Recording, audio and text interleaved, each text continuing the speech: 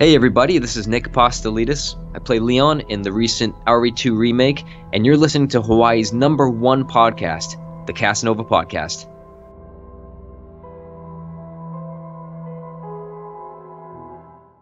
The Kasanova Podcast, the #1 podcast in Hawaii, is brought to you by these contributors on Patreon. If you'd like to see more content like this more often, as well as more podcast reviews, impressions, early access releases, live streams, and original content, then consider becoming a patron today.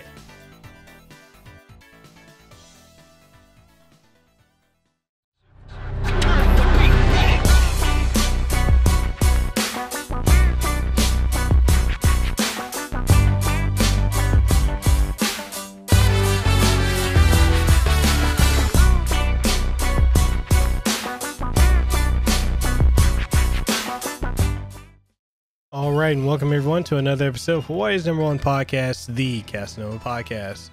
I'm your host, Mekel Kasanova. I'm coming at you with another phenomenal interview, and in today's episode, I've got the honor and privilege of interviewing the man that is the head of Sydney, Australia's premier gaming outlet, the one, the only, Phid McAwesome. Now, Phid is not only the head of GoTo Game, but he's also a content creator. He's the founder, co-host, website, and online distribution manager of the podcast known as #Radio. This man has such a phenomenal history in the gaming industry, and it's such an honor and privilege to have him on the show today. And we're going to be talking about a lot of things, from content creators, working with the industry, inside of the games industry, press, and so much more. So if you're ready to do it, I'm ready to do it. Let's go ahead and welcome Phid onto the show. All right, and welcome everyone to another episode of Hawaii's #1 podcast, the Kasanova Podcast. I'm your host, Mekel Kasanova, coming at you with another phenomenal interview. I have the honor and privilege of interviewing Phid Oldfield, also known as Phid McAwesome of GoTo Game. Phid, go ahead and introduce yourself. Yeah, hey, it's an honor to be on your show as well, mate. So yeah, as you said, Phid McAwesome. I am the general manager or head man or boss man of GoTo Game, which GoTo Game is actually two things at the same time. It's one, it's a media outlet. We've got our website, we've got our social media presence, where we've got an amazing team of writers who write content for the website, and we put out social media content and basically just talking about video games, how awesome video games are, and esports, and you name it. And I personally love anytime I write on them myself. Usually it's an opinion piece or something to do with data of the industry and stuff like that. But then there's the other side of the business, which, to be fair, is actually the main side of the business, which is where we work with big companies like EA, Bethesda, 2K, you name it, a whole bunch of video game companies. And then we've got non-video gaming companies that we work with as well to help them sort of get into the video game industry. Like one of our biggest clients is Warner Music. So we promote their new albums and singles and playlists and stuff through Twitch streamers. So that's the biggest side of the company, and that's where I predominantly work on that side of the business myself. And yeah, so that's what I do. It's taken a long time to get to that part of what I do in my career. There's a very long journey that gets up to that, but it was yeah. Awesome. Well, go ahead and plug your social media for yourself and for GoTo Game. That way people will know where to find you guys. Yeah. Okay, so start with myself. I am literally Phid McAwesome on everything. PHID McAwesome. It's on Twitter, Instagram, you name it. You can find me using the same username. You can tell I'm a marketing person, right? Just like brand consistency, right? The brand consistency across everything. And then there's GoTo Game, which if you look on Facebook and look up GoTo Game, you'll find us. On Twitter, we're at GoTo Game. Instagram, I think we're GoTo.game, because you're allowed to use URLs as usernames now, which is awesome. And yeah, so we're across everything. And then there's our amazing writers, which we retweet and stuff like that. Awesome. Yeah. And I'll leave links to all of that down in the description below for the audience. So definitely, when you guys catch this podcast, if you're watching it or you're listening to it, definitely go and give them all a follow, because amazing content. I've actually, been browsing through the website, and you guys have some phenomenal reviews and just, different services as well. And that's really amazing that you're doing that. Like yeah, well, that's really where the passion lies, is the services side of things. I do have a journalistic background originally, which is why when we developed GoTo Game, we decided to try and be both things at the same time. Which, look, I'll admit, initially when we first launched, there was some confusion from the market, because it's not really how things operate usually. Usually you're a journalistic website or you're an agency. You're one or the other. You never cross both, and we are crossing both. Which is funny, because now, I don't know if they do it in other countries, but here in Australia, IGN doing more services like game launches and things like that for companies as well. So they're now crossing over both boundaries too, which is interesting to see that after, a startup did it. I mean they've been here forever. Yeah.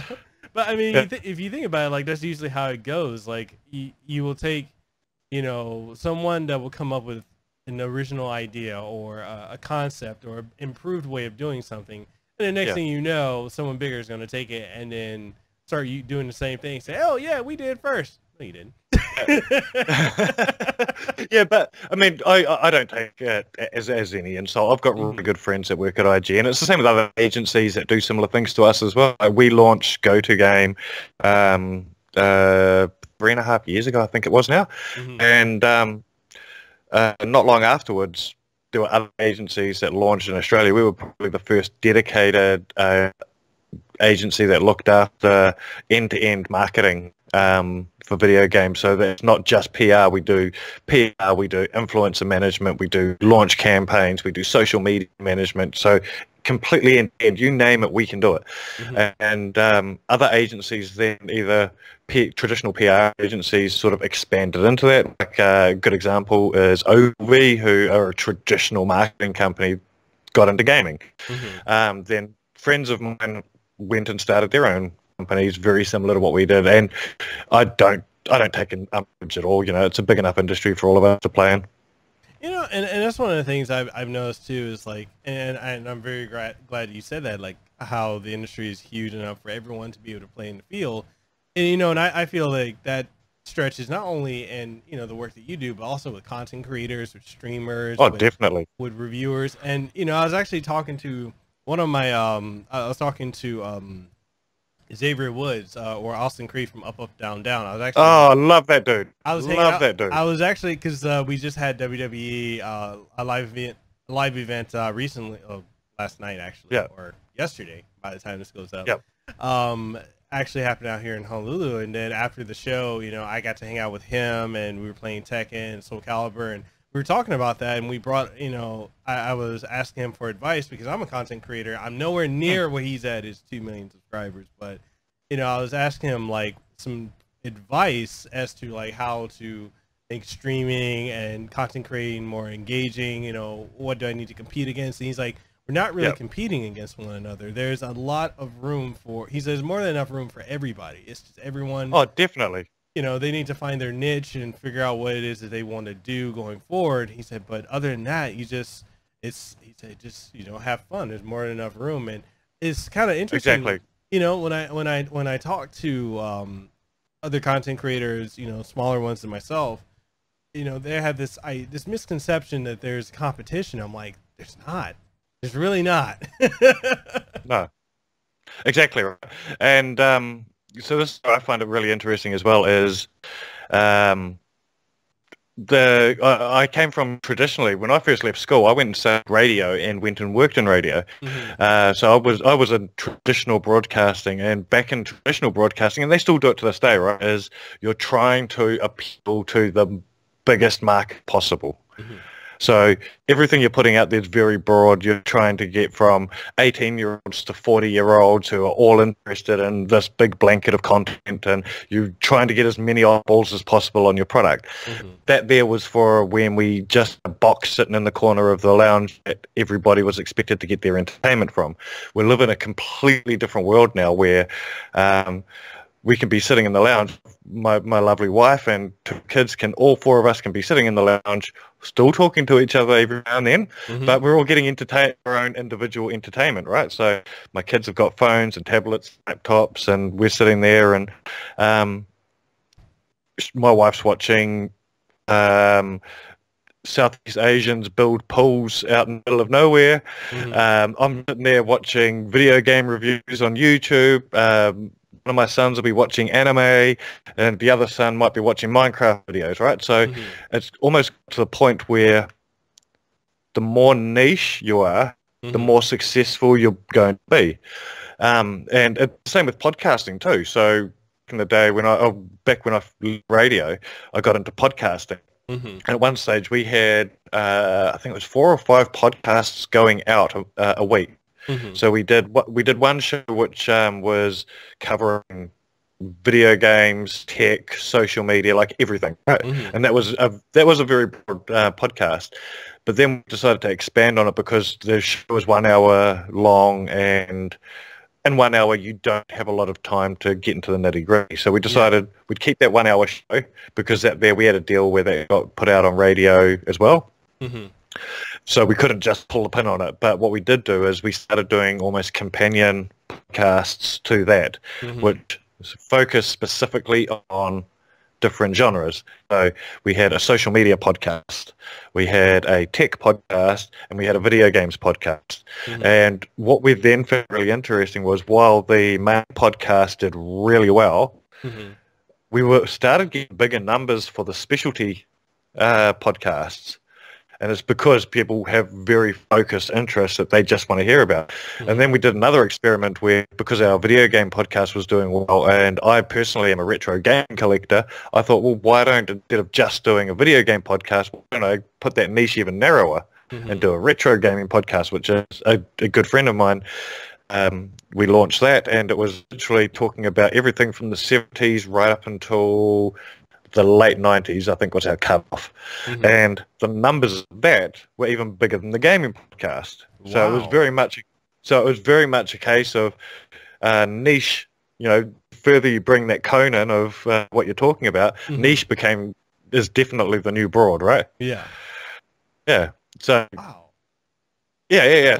I found that really interesting, sort of in that experiment myself. But then you'll have to remember, and this plays to what you and Austin Creed were talking about, is as a podcast listener or as a YouTube viewer, as a Twitch stream viewer or whatever, wherever you get your content from, nobody listens or watches one content creator. Yeah. Right? Especially like me as someone who consumes podcasts, is I don't have one podcast I listen to every week. I have like 6 podcasts that I listen to religiously, and then I'll even dabble in other podcasts, right? If I come across something I really like, I'll add that to my list of regulars. YouTube, I've got even more. Like, I think my YouTube subscription list, I've got like 130 subscriptions to different channels that I sub to, and literally every day, on the train into work, or when I get home and sit on the couch, I'll open up YouTube on the TV or on my phone and go through my recently uploaded to see if there's anything of interest on there, and then I'm going through the requested, the relevant content, so that you're not competing with anybody, right? Right. You're literally competing with yourself. If I was going to say that people are competing, they're literally competing with themselves, and they're competing with that. Yeah. Either competing with ego, or you're competing with your own laziness. I don't want to say laziness because it's not the right word. Some people, you struggle. You have those days where you're just like, I need to put out a video, or I need to put out a podcast, but I just really am not in the mood for it today. Yeah. But you need to push through that. Or if you're a Twitch streamer, sticking to your schedule. Yeah. So it's almost, that's where it comes down to, you're competing with yourself, not competing with other people. Yeah. You know, and that's the thing too. Is like for me, like, and I was telling Austin Creed this yesterday. I said, you know, I have three distinctly different audiences on my YouTube, and it's people that expect a podcast every single Monday at 8 o'clock Eastern Standard Time. There are people that expect, you know, my 3 streams a week, and then there are people that expect, okay, where's your reviews? And I told him, I said, sometimes it's a struggle, you know, trying to maintain those three audiences, those three distinctly different things. Yeah. And I've got to, you know, take care of my wife and things at home. Right. I just transitioned over to doing podcasting, YouTube full time, and it's like, it's a struggle. I enjoy it. You know, I don't want to come off like I don't. It's just, it's a lot of work. Well, look, that's honestly why I pulled back as a content creator myself. I initially got into this whole game of the marketing side of things because I was a content creator first. And as my success, or as our company's success started growing and growing, my time for content creation dropped. And I had to make a serious decision. It was like, I can do my career, which I love, and I can create content, which I love, but am I still going to have time for my wife and kids at the same time? Yeah. Right? So one of those three had to drop. And let's be honest, my day job was paying the bills, and my wife and my kids making me happy. So I ended up dropping content creation. And I still have moments where I'm like, oh, I'd love to get back into being a podcaster or whatever. That's why when I get the opportunity to jump on someone else's podcast, I 100% jump at the chance. Because it's just like an hour or two out of my day, as opposed to creating a podcast, which is planning what you're going to be talking about, finding people to interview or have on the show, keeping it relevant and, you know, up to scratch, and then editing. Yeah. Right? Yeah. All those things. It's a lot of hard work, whereas I can come to your podcast and have a talk to you and leave all the hard work to you to do. It's so true. And then I just get to retweet when you put it out and say, look how awesome I am. I was on his podcast. You know, it's really funny to me how, like, I've had a lot of people say, oh, man, I want to do a podcast. It looks like it's so easy. I'm like, no, it's not. It's not. Content creation in general is not easy. So I work with influencers literally every day of my career, every day of my job, whether it's a YouTuber or a Twitch streamer. Those are the two predominant ones I work with. And the stress that these guys go through, right? Because it's, like I said before, they're consistently trying to keep to their schedule of uploads or streams. Yeah. But then a lot of their income comes from doing sponsored work or from doing go to release events and stuff like that, because they're paid to go to them and be the celebrity streamer that they're at. But every time they step away from uploading or step away from Twitch streaming, they're losing revenue in that part. So they've got the stress of trying to keep all that going, plus the whole mental health thing, which is real. Right. The pressure of keeping everybody happy, keeping your family happy, keeping yourself happy and healthy at the same time, knowing that, hey, I need a day off, but if I take a day off, I'm probably going to lose $2,000 of income because I am not streaming for 12 hours. Yeah. It's a lot of pressure. It's not easy. No, it's not. And then there's the work, right? Yeah. No,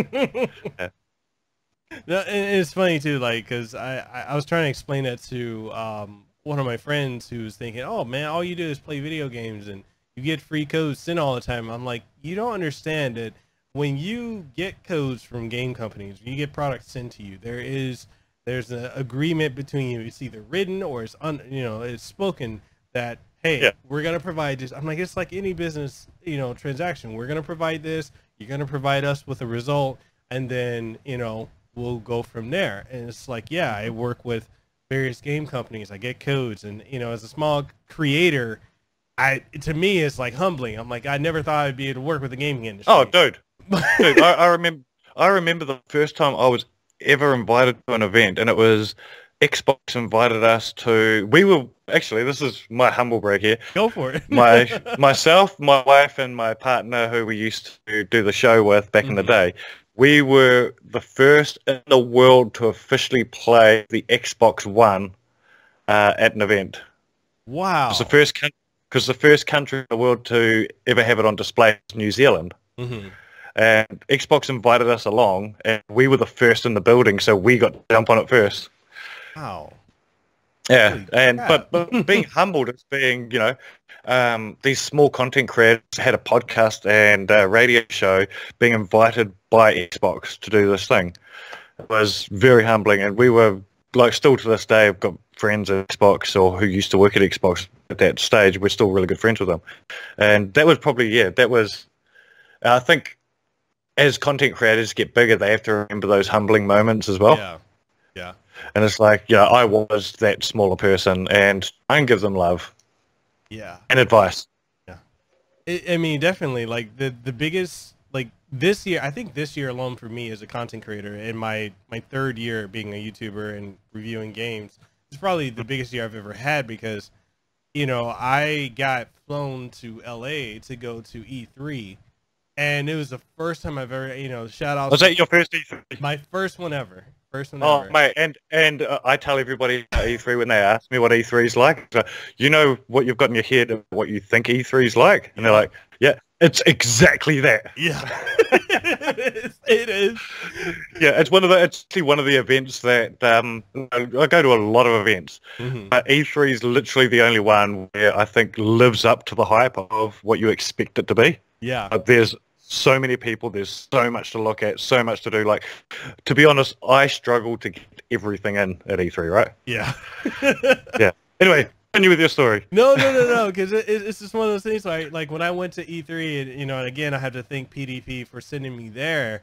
Like, I was like, man, because I have to, sometimes I'm like, man, when I saw like Gerard the Completionist, and I got to see, I saw Xavier Woods there, and I saw other people, and I'm like, man, I'm so microscopic next to those guys, and it's like, but I still got the opportunity. I'm like, holy crap. It's actually funny. So, as a kid, I was a massive pro wrestling fan. I still dabble in it every now and then. To be honest, I stopped watching once CM Punk walked out. Same here. Same here. Hey. All day.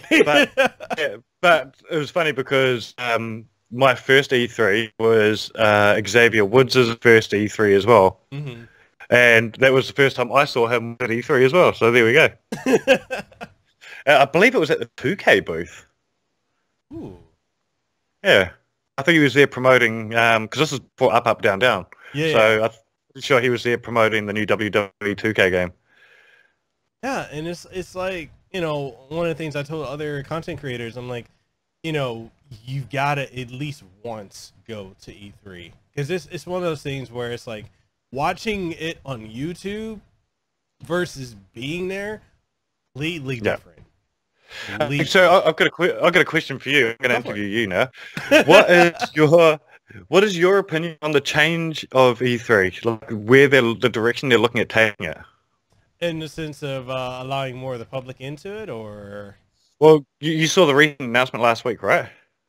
Ooh, no, I missed it. Okay, so they're completely changing it into a event which is very similar to Gamescom, which is going to be one day is dedicated to the media and the industry. Mm-hmm. So the public can't go to that day, but they're completely changing the layout and the way it operates into basically being an event for the public and influencers. So more ticketed entry allowed, and having a day exclusive to the media so that they're not crossing those two over. And to be honest, a lot of people I know on my side of the gaming industry, there was a lot of discussion. Like, I'll give you a bit of an insight. There are secret Facebook groups where people like myself who work on the business side of it, we're all in there and talk about shit, right? And one of the conversations, as soon as that announcement came up, was all these people bitching about how E3 is changing. Yeah. It's not, and my opinion is, the media and the industry have had it so good for so long, and it's almost like the case of them getting shitty that the thing that they had that was special to us going away. Yeah. And I look at it like from the business side of things, it's like, well, look, E3 has to evolve to stay alive. Yeah. PlayStation have pulled out of E3. EA have pulled out of E3. Devolver Digital do their own thing across the road in a car park rather than doing it as part of E3. So everyone who's not at E3 is taking away money from E3. Yeah. So for E3 to stay a thing, they need to evolve. Yeah. If that means being a ticketed event and letting the media and the industry share what we get to do with the public, which the public's always wanted to see this, right? Yeah. I don't think it's a bad thing. As long, I do agree that the media and industry need their own data, purely because if you've ever tried to stand in line, play a game at E3, it was bad enough before the public were allowed there. Now that the public are allowed there, if you haven't booked in a media viewing or a media playthrough of a game, you are not going to see that. Yeah, you're not. I this year I stood in that 3-hour plus line for Avengers, not knowing that it was just a demo. Yeah, and I was salty for that. And it's like, and some of my other friends that were like, I'm the only one out of the group of content creators that is like, I think I want to say like 10 or 15 of us, and I'm the only one that had an industry pass, and they're like, they were saying to me like, oh man, you can just go stand in another line. I'm like, no, I don't want to stand in another 2 or 3 hour line. So the idea of a day only for industry versus, I think this year it was, you could go in a couple hours early before everyone else. I like the idea of a day just for the industry, because it's like, okay, there's so much, there's so much, like from one end of E3, to the other end of the convention center, there's so much you can cover. Huge. Companies, and I don't have an issue with it. I would love to have an industry only day where I could just go and experience it, because honestly, there's so much I didn't get to play. I didn't get to play Final Fantasy VII Remake, and I'm so mad about that still. It's all right. You're only a few days away from being able to play that. we're days away, mate. Oh man. But yeah, I mean, I agree with you. Yeah, and it's evolved to die, right? Yeah. Yeah, And, I mean, whether one day is going to be enough to do it for the media. Like, I do wonder whether it needs to be almost Saturday to Monday for the media and give the public the rest of the week. But actually, I think I agree with that. I think Saturday to Monday would be best, because at least, you've got one day. Your first day is to get your feet wet. The second day you have to, experience whatever else you couldn't get in the first day. And the third day, you've got enough time to formulate your opinion. You can, work on if you want to do interviews or anything like that, or you want to, capture stuff, because, literally you do need to schedule different things that you're going to do at E3. So I think, what you're saying about a 3-day event for media, I think that would be best. And then the rest of it can be to the public, because, without Sony there, without Nintendo there, in the capacity that they normally are in, that's a lot of money lost. They've got to make it's a massive amount of money. I mean, I think what Sony did was smart. So they didn't have anything new to show, so they just didn't bother. However, if you walked around E3 this year, Sony were very much there, right? Yeah, they were. Just weren't officially there with their own booth. Like, there were Sony exclusive titles in different publisher booths. There was stuff being shown on the new PlayStation everywhere. So it was just very clear, like, taking that millions of dollars that they normally spend on E3. We're going to keep that in the kitty this year, and we'll help all of our publishers partners. Yep, that's so true. It really was like that. So the audience, for those of you who are listening, who are watching when this goes up, definitely experience E3 at least once in your life. Put it on your bucket list. Bucket list is definitely one of the, I'd say one of the most, especially as a gamer, not only as a content creator, but as a gamer, I think it's one of those defining moments. Like, there's so many people I got to meet, it's Oh my See, well, I tell people it's PAX on steroids. PAX is amazing. Right. I don't know if you've ever been to a PAX, but we do No, PAX. not yet. We do PAX Australia every year. Mhm. And in Australia, it's like the gaming industry family reunion. Every company has to be there, Mhm. but every content creator goes there. People who are fans of particular games or YouTubers or Twitch streamers all go there. So literally the entire industry comes to one city, which Melbourne. It's in 2 weeks' time. Mhm. So, and it's amazing, but E3 is that on steroids. Yeah. It's like everything turned to 11, mate. And make sure you have comfortable shoes because you're gonna be walking everywhere. And bring snacks and water. Dude. Yeah, so I normally wear like to work and stuff. I wear Jordans or LeBrons, and I wouldn't recommend that for E3. No. I've got a pair of. I literally last year bought a pair of Nike runners just for E3 because I was going for comfort over style. I don't normally wear runners at all, but I was like, no, I'm not beating my feet up this year just because I want to have the best fucking shoes. I was like, I'm putting style to the side there for the sake of my knees. Oh god! You know the funny thing is nobody like nobody at PDP or Vitrix like even informed me like what to wear. I was like, yeah, what should I wear? It's like, oh, just wear something business casual. Wear some loafers. I'm like, you sure? They're like, yeah, bro. My feet had, they were killing me after the first day. did you notice? Okay, did you notice we've got this joke on our at my company. We call it E3 chic.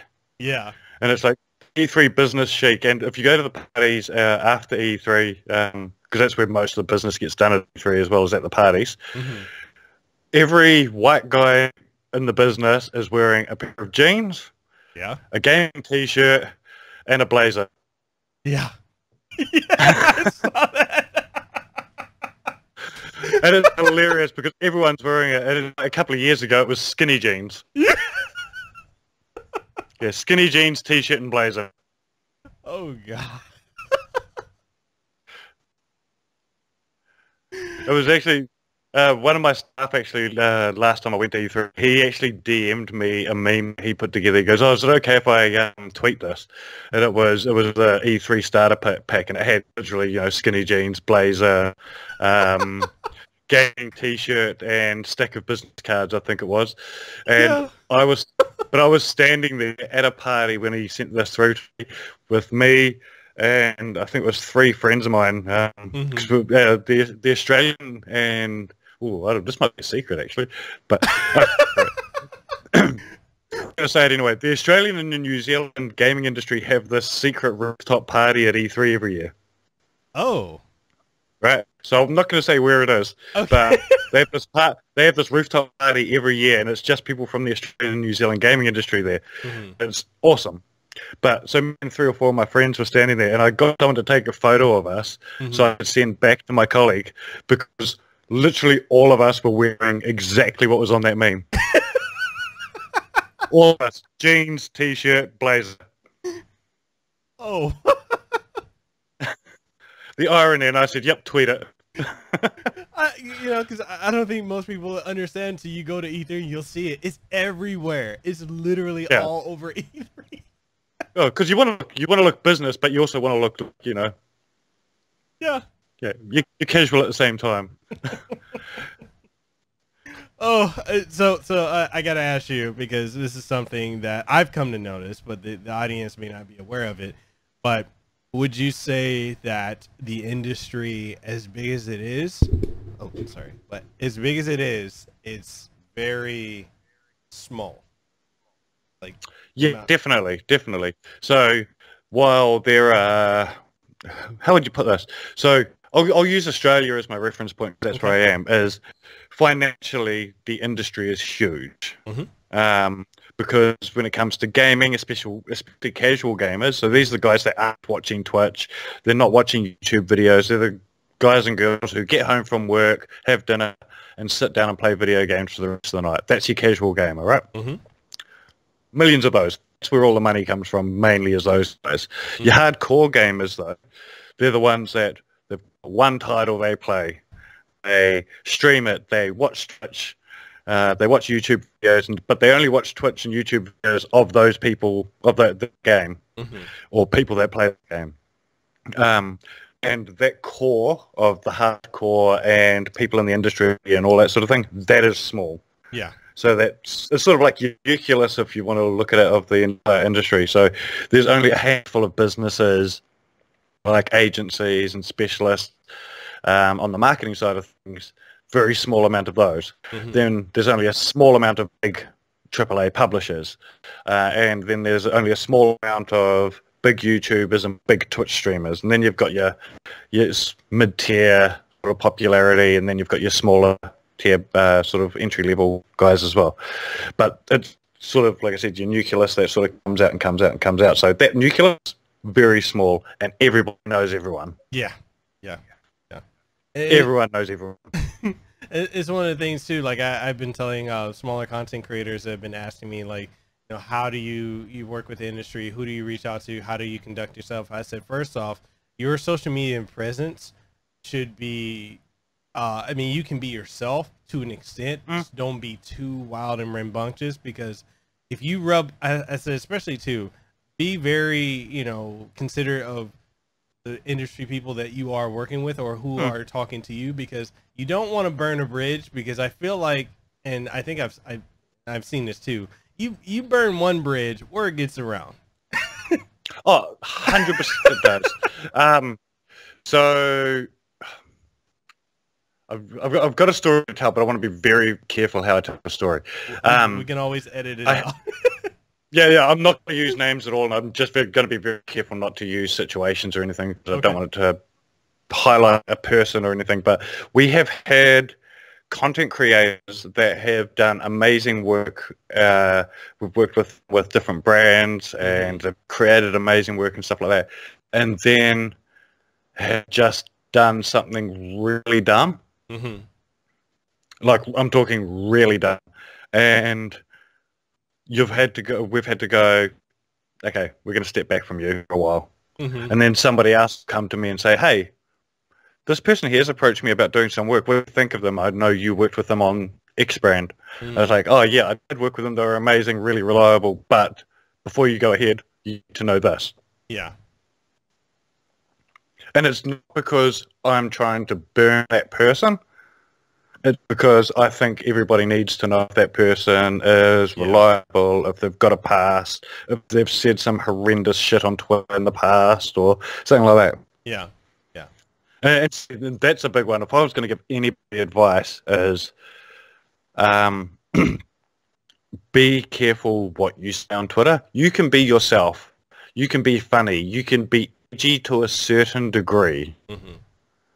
But the moment you cross over anything which is racist, sexist, homophobic, anti-Semite, you know, anything like that, the moment you cross that bridge, you're gone. Yeah. That is, if you've said it now, you're definitely going to wear it. But also be aware that if you've said that in the past, it could come up again, right? And I am definitely an advocate for people, that people grow and people change and people learn, and things that you said on Twitter 10 years ago may be irrelevant now. You might not be that person anymore. I know I've changed in the last 10 years. And so to use, is it James Gunn? James Gunn from... Yeah. He's a prime example, right? So he tweeted some really dumb shit back in the day. I honestly believe he is a changed man, and that he should not have worn the crap that he wore over what he said back in the past. He apologized. He apologized well before that as well. And I think there is a situation where you have to go, I said some dumb shit when I was younger. I've seen Twitch streamers where it's happened as well. And I think my number one piece of advice to any Twitch streamer out there, or YouTuber, or anyone trying to become an influencer or become successful in what they're doing with content creation, is before you get to that level, why don't you go back and audit your social media? Yeah. Yeah. Yeah. Right. It's easy enough to do. There's tools online to do it. You can even just do it like within Twitter. You can do a search of your name, space, horrible word that you might have used, right? Mm-hmm. It'll bring up everything you've said, and you go delete, delete, delete, delete, and hope like hell nobody screenshotted that. But self-audit yourself. It's easy enough to do, and the last thing you want to do is, as a changed person, as someone who doesn't have that background anymore, is have that come back and haunt you. Yeah. Ruin your career. Yeah. I mean, and literally, in this day and age, literally, it just takes one thing to be surfaced and you're done. Literally. Oh, exactly right. Exactly right. You know, and it's, Yeah. you know, some of the things... Go. Go. A good example myself. So this is using myself as an example though, and it was just me having a complete lapse of judgment one day, and I was at E3 a few years ago. I grew up as a massive hip hop head, right? And it was the first time I'd ever been to LA. So I tweeted a image of a quote from Tupac. It was from To Live and Die in LA, and in the quote, it was an image quote, it had the N-bomb in there. The tweet had been up for half an hour, and clearly someone from LA was looking up E3 tweets or something, or looking up local tweets, and he goes, he's not African American, he can't say that, and he called me out for it, right? Wow. And I'm like, okay, cool, I should have checked myself on that one as well, right? I could have used a quote that didn't use that word. Yeah, but I think also, like, even with that, like, I think... mean, it was a quote. It wasn't me saying it. But yeah. I could look. I'm definitely not somebody who's overly PC, but I am aware of. I'm very much anti-racism, very much anti-sexism, and all that sort of thing as well. So I can see how other people get offended by somebody using that word or even just quoting that word. So yeah. I could have defended myself. I'd have defended you because I'd have been like, hey, well, you know, because at the same time, it's like one of those things where it's like, okay, if we're going to set the rule where certain people can say it and some can't, then to eliminate any, you know, lines in the sand or sticky arrows, that's just like, stop saying it. That way. Exactly right. You know? You know, like across the board. And it was that was a situation with me. It was like, I could have defended myself, or, you know what, I could have just apologized and deleted the tweet and been like, yeah, you're right. Yeah. Which is exactly what I did, because it's not going to harm me to delete it. Yeah. I mean, I get it. Like, and I pick your arguments, pick your battles.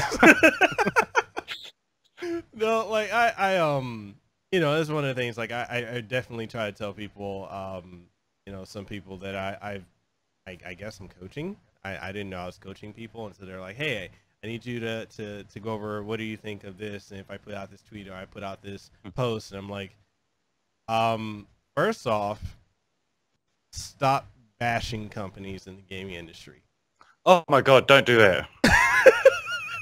Don't do that. I mean, look, you can mock a company for making a fuck up, or you can have an honest opinion on a company making a fuck up. Yeah. We've all done it. But be aware that if you make a trend of this, these companies are watching. Yeah.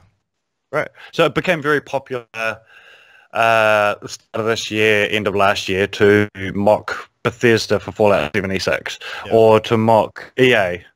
Yeah. Right, EA, easy target at the moment too.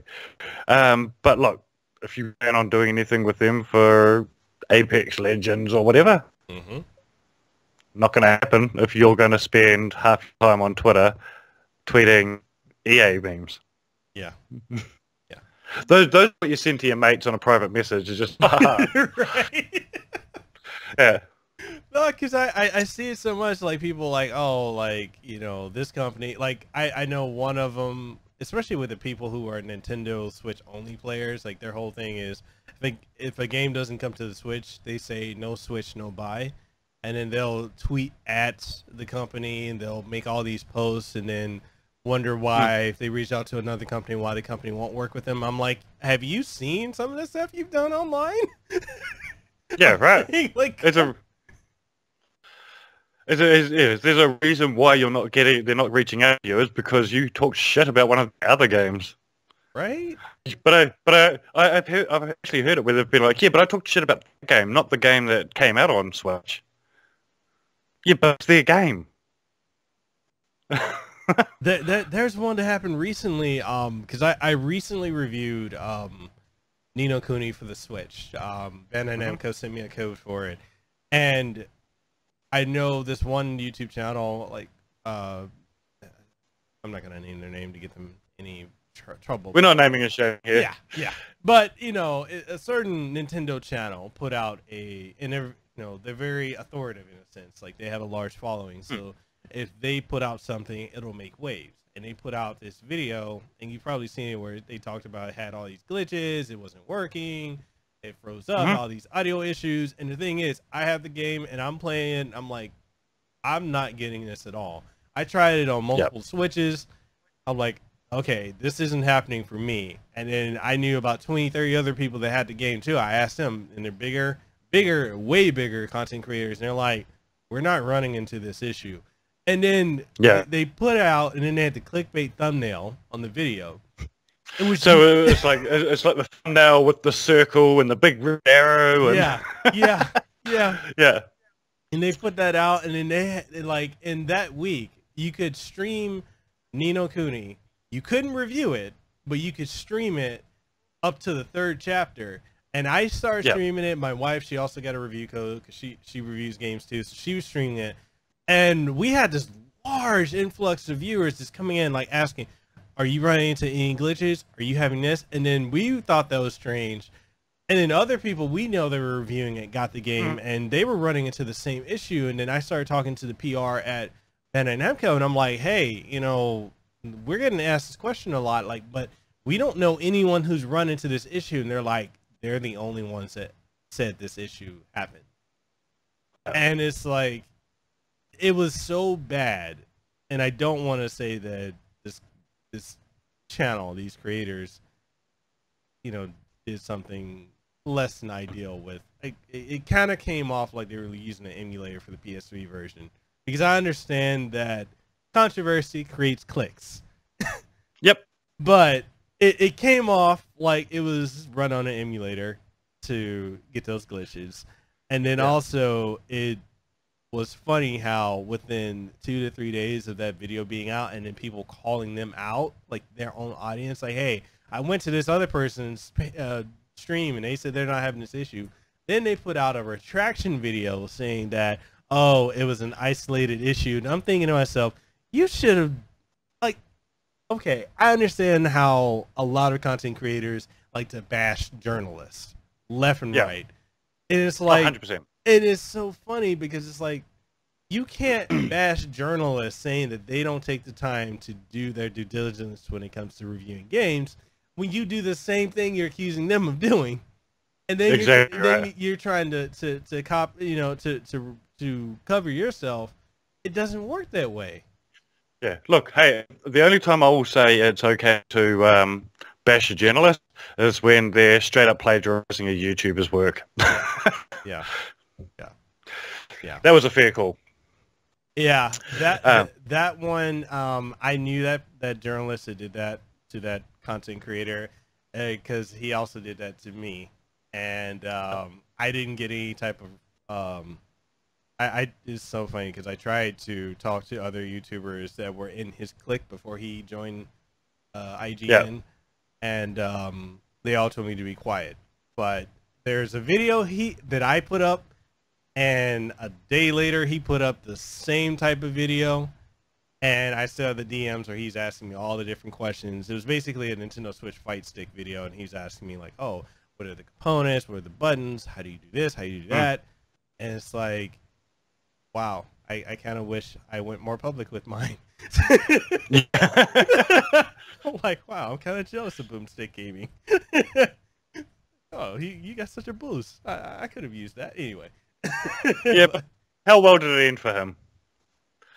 Yeah, that's true. It did. I mean, even with the influx of subscribers, I have noticed that, average view duration it didn't jump as much. So, yeah. But yeah, the industry, again, the industry is small. Don't bash the industry or harass people in the industry on social media. Yeah, it's don't talk shit about brands. Yeah. Don't talk shit about other Twitch streamers or other content creators. Don't talk shit about people who are agencies or the middlemen that look after the companies. If you have a problem with those people, definitely talk to them directly. But the moment you start talking outside of that sort of situation, you start going public or tweeting about it or having private chat groups where you're bitching about things, it will get out and it will hurt your career. Yeah, definitely will. What is, with the importance of social media, because I notice a lot of people are, when they're doing content creation, a lot of people haven't really grasped the concept. I think a large majority have, but there's that minority of people that have not grasped the idea that your social media presence is your brand. Like how important would you say that is, and what is an effective way for a content creator or streamer or YouTuber to utilize social media? The best way. Look, Twitter is definitely the most important social media platform. It's where you have those direct conversations with your audience. If you're on Instagram, if you're a good Instagram user, definitely be putting stuff out on Instagram. Stories on Instagram's massive. We're seeing more uptake on stories than we are on Posts. Just normal posts. Yeah. Make sure you convert that Instagram account into a business account, though, so you can share your statistics with brands. Mm-hmm. Facebook, not so much in the gaming industry. It's not as big. But, I mean, if you've got an audience there, use it. But I honestly believe your social media presence is just as important as your content presence. So you can be uploading to YouTube every single day. You can be streaming on Twitch every single day. But if people do not know that you're doing it, they don't know how they can get in touch with you, then it's almost pointless, right? You're not going to grow unless you're using your social media. And also, that's what brands want to see as well, right? They want to see you have an active social media presence.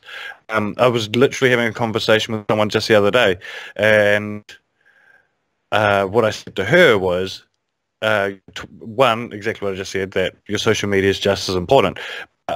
What is more important than a big following is an active following.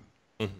So if you've got 200,000 subscribers on YouTube, but you're only pulling 500 views per video, you are not as effective to me as having 2,000 followers on subscribers and having 1,000 views or 2,000 views, right? Mm-hmm. So your subscriber count is not as important as your active following. So if you're getting bigger view, if you're getting a good amount of views, or you're getting really active on your social media, if you're putting out a tweet and getting 100 and something comments or likes, like, that is value. Yeah. That's and, to touch on the Instagram story aspect, because I think for me, like, when I make posts on Instagram, it's either hit or miss. Sometimes I have a really good one.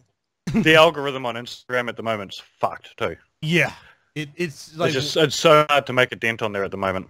Yeah, it's like 1 minute it's like, okay, put hashtags in your post. Next minute it's like, no, put it in the comment right underneath your post. Don't put anything in your post. And it's like, I'm at a point now where I don't know what works, but the one consistent thing for me is doing stories. Like, dude. It's like it's so weird. I personally don't have a massive following on Instagram. It's not my strongest platform, but I notice a difference where if I put a post on Instagram, I'll get 20 likes. Right, that's on a good day. If I put a story up, I'll get like 300 people view that story. Right? That's eyeballs. Right. So it definitely works better in my opinion than posts. But you need to be doing posts as well to keep those people that do like posts happy. Yeah. So it's finding that balance. I think it's also knowing what's right for stories and what's right for your standard posts, like beautiful photography of product or what you're doing or you out, whatever. That's for your posts. But your average, I'm about to go live, or hey, I'm at this event, check this out. That's your story stuff. And people love seeing that behind the scenes. Yeah, definitely. That goes on. One of my favorite influencers that I love working with is an Australian Twitch streamer called Nazy. Mm-hmm. And she is very good at Instagram. So she puts up either a photo of herself or a gorgeous photo of the product she's received, or even just photos of her out with the dogs or whatever. Mm-hmm. But her stories are literally unboxings of what she's been sent, or hey, I'm about to go live, or hey, this is the changes I'm making, or just her walking down the beach. Like, she knows what goes on what platform. So I'd highly recommend emulating how she works, how she operates her Instagram. Definitely. Like that's one of the things. Like it's so funny how, you can use stories, because I've been using stories actually driving traffic to my streams, driving traffic to my podcast, and it's like, I'll do like a behind the scenes, or I'll put up like a flyer, like here's an image flyer of this podcast, or here's a review I'm doing, or even I do their unboxing thing too. Like I got the was it TC Helicon? They sent me the Go XLR, and I did a story where it's like broken up in different sections where I'm unboxing, or I'm setting it up, or I'm using it, and I'm getting like 500-600 hits like on those 15-second videos, and it's like, wow, okay, how can I take that traffic and move it where I want it? Like where, if they're looking at this, and I've noticed the thing with stories is it lets you see who's looking at it. And a lot of times it's the same people that are looking at it. So I'm like, okay, all right, I need to get you over here. Yeah, but that's the beauty of it, right? You can see who's looking at it.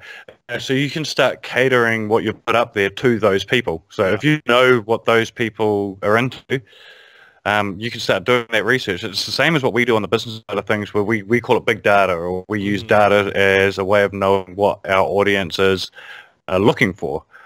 It's a small scale of that, where you, as a content creator, can use that data to know what your audience likes. It's the same as looking at, if you're a Twitch streamer, having a look at your stats that are in the back-end dashboard, and you know how it's got the graph of viewership over time.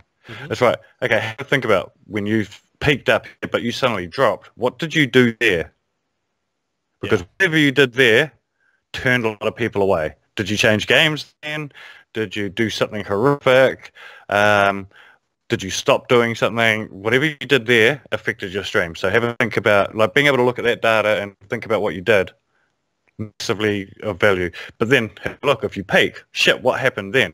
Yeah. Was it just that you were hosted by somebody?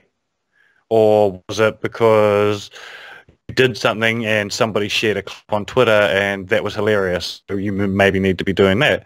And then also looking at when people do host you, having a look at the streams of where you've managed to hold on to viewership, as opposed to quite often when you host, you'll get a peak and it'll drop because people just bugger off and go watch something else. But those days that you've managed to hold viewers, what were you doing? So very much with looking at your own statistics. I'm definitely one of these people that recommend don't look at the live view count while you're streaming, because it's just going to get you down if it's sitting at a low number. I do recommend looking at your statistics afterwards to see what you are doing successful. Yeah. I know it's like for me when I stream, because I stream on YouTube, and at one point, like, I didn't have like a consistent like style of game that I was streaming, and I would go, one day I'm streaming a fighting game, one day I'm streaming retro, one day I'm streaming an RPG, one day I'm streaming a shooter, and I noticed my audience is like, oh, fuck that, I don't know what this guy is doing. And like now, over the last 6 months or so, people know what to expect from me. I play RPGs, or I'll play action RPGs. So like You know, I play the Trails series. I play Final Fantasy. I play Grandia, and not that that's the only thing that I care to play, but I've noticed that a lot of my audience, I guess because they enjoy long form content, they actually get engaged in the story with me. So if I'm playing something, they're talking about it, I'm talking to them, and it's just like back and forth. And I'm like, okay, this works for me. Whereas if I play a fighting game, a lot of people that come to my audience are like, I'm not really into Street Fighter, I'm not into Tekken, so I don't really care about that. So it's like, you know, you definitely have to understand your audience. And I think that's very critical if you're considering being a content creator. You got to know not only what works for you, what works for your audience, and how you can bridge the two together and say, hey, this works for us as a whole. You know, exactly right. And I think it's also where you've got to remember, you don't have to play what your audience demands of you all the time, but I think you need to find a balance there. A good friend of mine, he's one of the biggest Twitch streamers for Minecraft. To what he came up playing, he's been streaming it since Justin TV, and he started getting very down about the fact that he's been streaming this one game on Twitch for 5 years, and he was just over it. Right. Every time he changed games, people would just be like, I'm interested, I came here for Minecraft. Luckily, Minecraft is huge now, and he's loving playing Minecraft again. But my recommendation to him was, at first he was going to start a second channel, and he was going to have his main channel for Minecraft, and his other channel was going to be for everything else. And I said, well, why are you splitting your audience? I think splitting your audience is stupid. I don't understand why YouTubers do it either.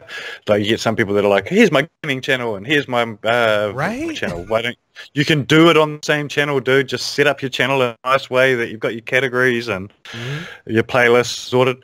But anyway, that's neither here nor there. No, I think we should definitely jump into that. I definitely want to watch that. But go ahead. but I ended up saying to him, I said, dude, why don't you do Monday to Friday is when you stream the game everybody wants, right? You do it in that time frame as well where you're getting the viewers, and so that's your money. But on a Saturday, when you're comfortable, so it doesn't need to be at peak time, it can be when you want to stream the game that you want to play, so that's your time. People jump in and get on board and love what you're doing, that's awesome. What you'll probably find, and this is what happened, is he ended up having his Saturday Arvo streams, Saturday afternoon streams, playing whatever he wanted, and he ended up getting this core little audience of people that only came on a Saturday. They didn't watch him Monday to Friday. They only came on Saturday. They only knew him as his variety streamer on a Saturday afternoon. Whereas Monday to Friday, he was a Minecraft streamer. But that was him looking after himself at the same time, right? Yeah. You know, and it's one of the things too, like currently for me, I've been playing, the exception of Ni no Kuni, I've been playing Legend of Zelda Link's Awakening, and I started streaming that, as of actually today. I did 2 streams, like my stream schedule, Monday, Wednesday, Friday, I do 11 o'clock in the morning because I realized that 11 o'clock in the morning for me is usually late afternoon, early evening for the East Coast of the US, whereas before I'd stream late and I would miss a lot of traffic just because it's not peak time. So I do my first stream in the morning, and then I had my second stream will be like 6-7 o'clock at night, and sometimes I'll get a lot of people from the first stream, they'll come back, but then I also capture a lot of the Hawaii audience as well. And I know it's like playing Zelda, one, it's relevant right now because of the people that have come in to, that it's new, it's relevant, and it's something I was interested in. So like people are, coming in watching that, and then not only are they coming in and watching that, they're also checking out other stuff that I have, podcasts, other streams, other reviews. And it's so funny because I'm getting comments on my podcast and my other reviews. They're like, hey, I came to watch you play Zelda, and then I went and saw that you have this, and this. Oh, you interviewed that voice actor. Oh, you did this, you did that. And I'm like, exactly. And that's why I've been telling some other people too, like, hey, it's okay to stream a variety of content, but just make sure you have something core that your audience can expect. Like, okay, you're gonna stream this, and like you said, like have a day where you're streaming what you want to stream. which is for me, which is Friday. Like if I want to stream Soul Calibur 6, which is a game I truly do love, I'll stream that on a Friday. But Monday, Wednesday... And hey, every time you play games, you don't have to stream as well. Like you can sit on the couch and in your pajamas or whatever you want and just play whatever dumb game you want to play because you enjoy it. Yeah. You know, you don't have to stream every game you play. Yeah. I think sometimes people do forget that. It's not always to be a successful content creator, you do have to give away a part of yourself to the audience. And this is true for Twitch streamers, for radio DJs. It doesn't matter what form of entertainment you're in. People to be able to connect with you, you have to give a part of yourself away to that audience. But you don't have to give everything. Yeah. This is where you have to find that balance of being able to share your life, but not every aspect of your life. So having those days which is just for you, super important. Definitely. When it comes to streaming platforms, and I really want to dive into it because we touched on it earlier with YouTube, because it's something I do not understand with YouTubers. Why do you need 2 channels? Like, dude, it frustrates me.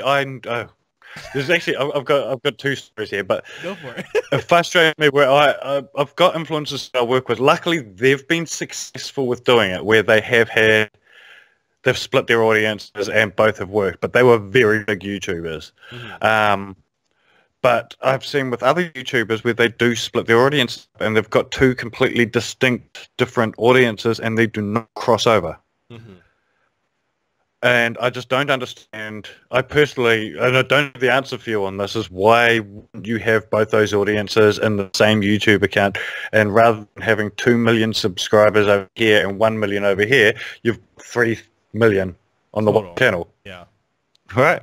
Right. I personally, like, okay, here's a good example, and this is an observation I personally made last night, was there's a YouTube channel called Dorkly.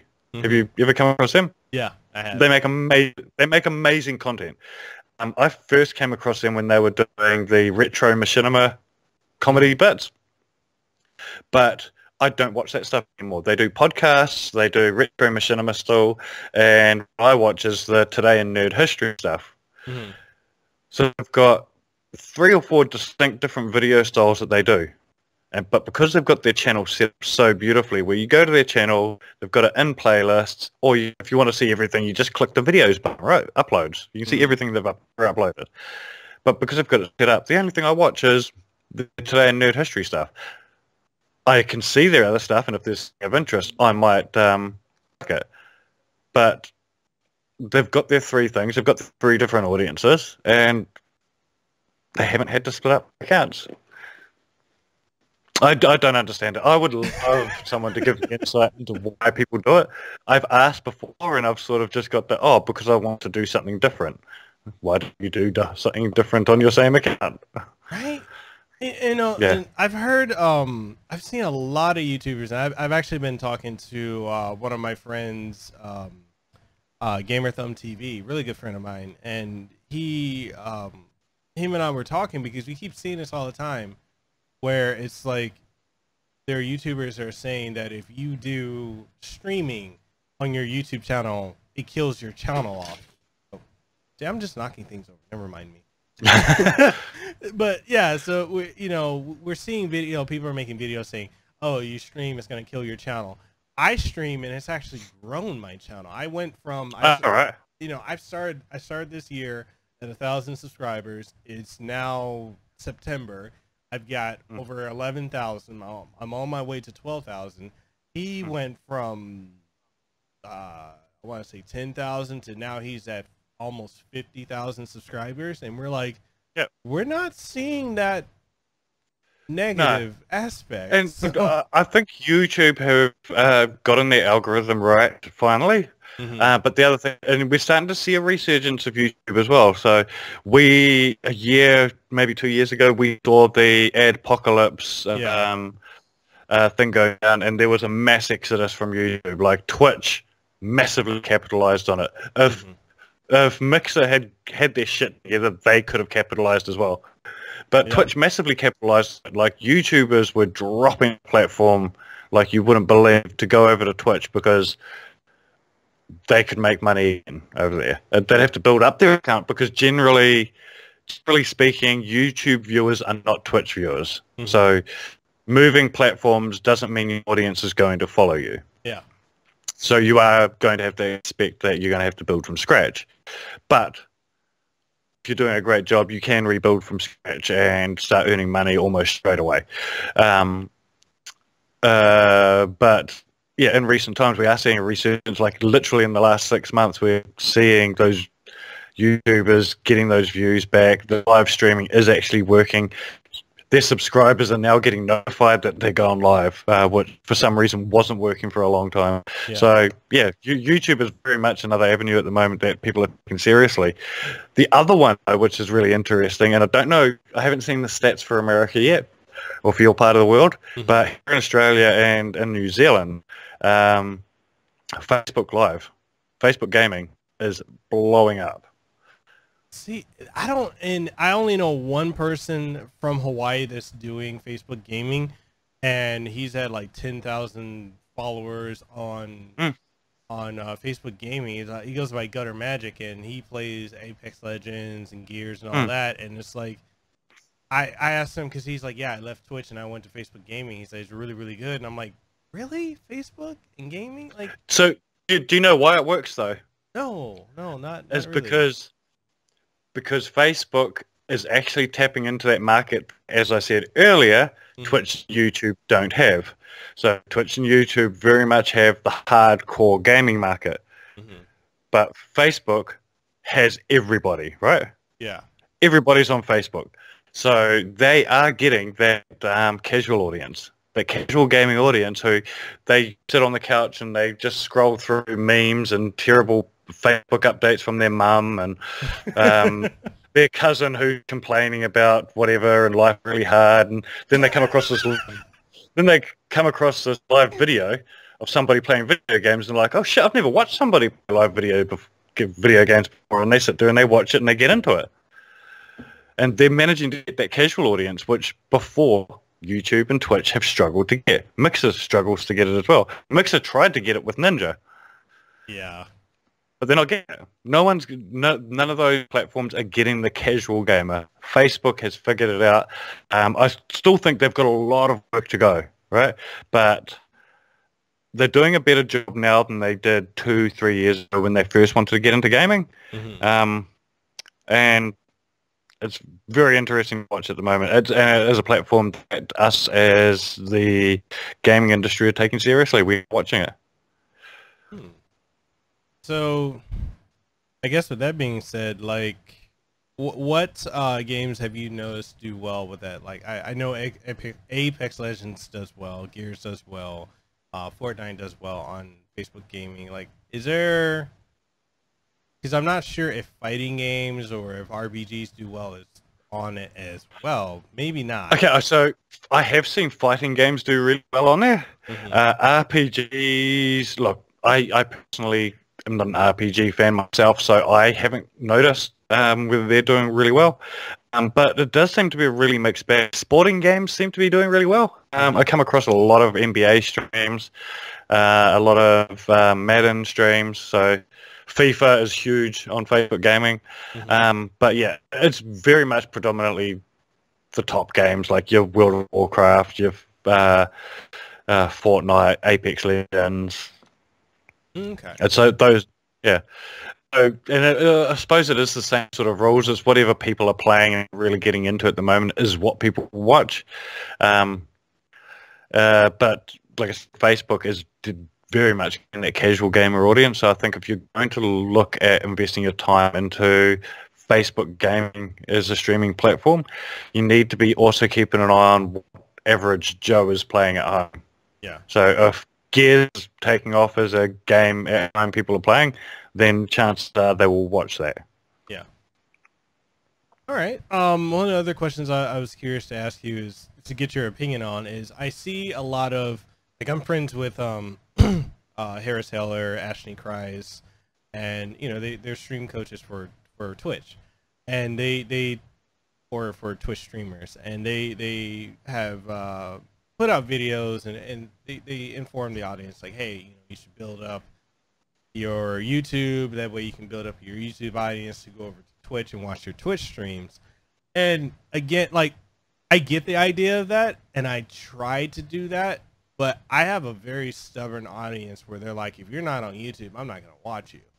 So it's Exactly. like, you know, it's one of those things where I'm like, I think I personally feel like it's splitting your audience, and I don't understand why you need to do that.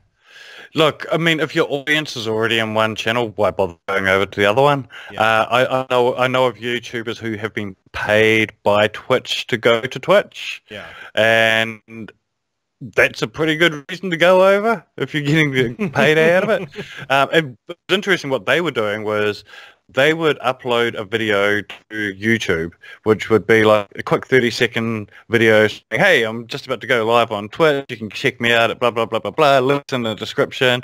I'm going to be streaming for about 3 or 4 hours. And what they would do is upload that video to YouTube, go over to Twitch, go live, and then once their Twitch stream finished, they would go back and delete that video from YouTube. That's a lot of work when you could just make an Instagram story. Yeah, right. But a lot of them are doing that as well. So they're doing Instagram as well and checking out tweets and stuff. So that's the thing, is you need to share it everywhere that you're about to go live. But it's a fucking mission to try and get people from one video platform to another. Like exactly what I said earlier is YouTube viewers generally are not Twitch viewers. They're not the same people. They're not the same type of people. YouTube live viewers generally stick around as long as Twitch live viewers do. There are exceptions to the rule, but generally YouTube is a lot more of a casual audience where they like to jump in, get some content, and go to the next thing. Yeah, they'll sit on YouTube for 4 hours straight, but they're not going to watch this person for 4 hours straight.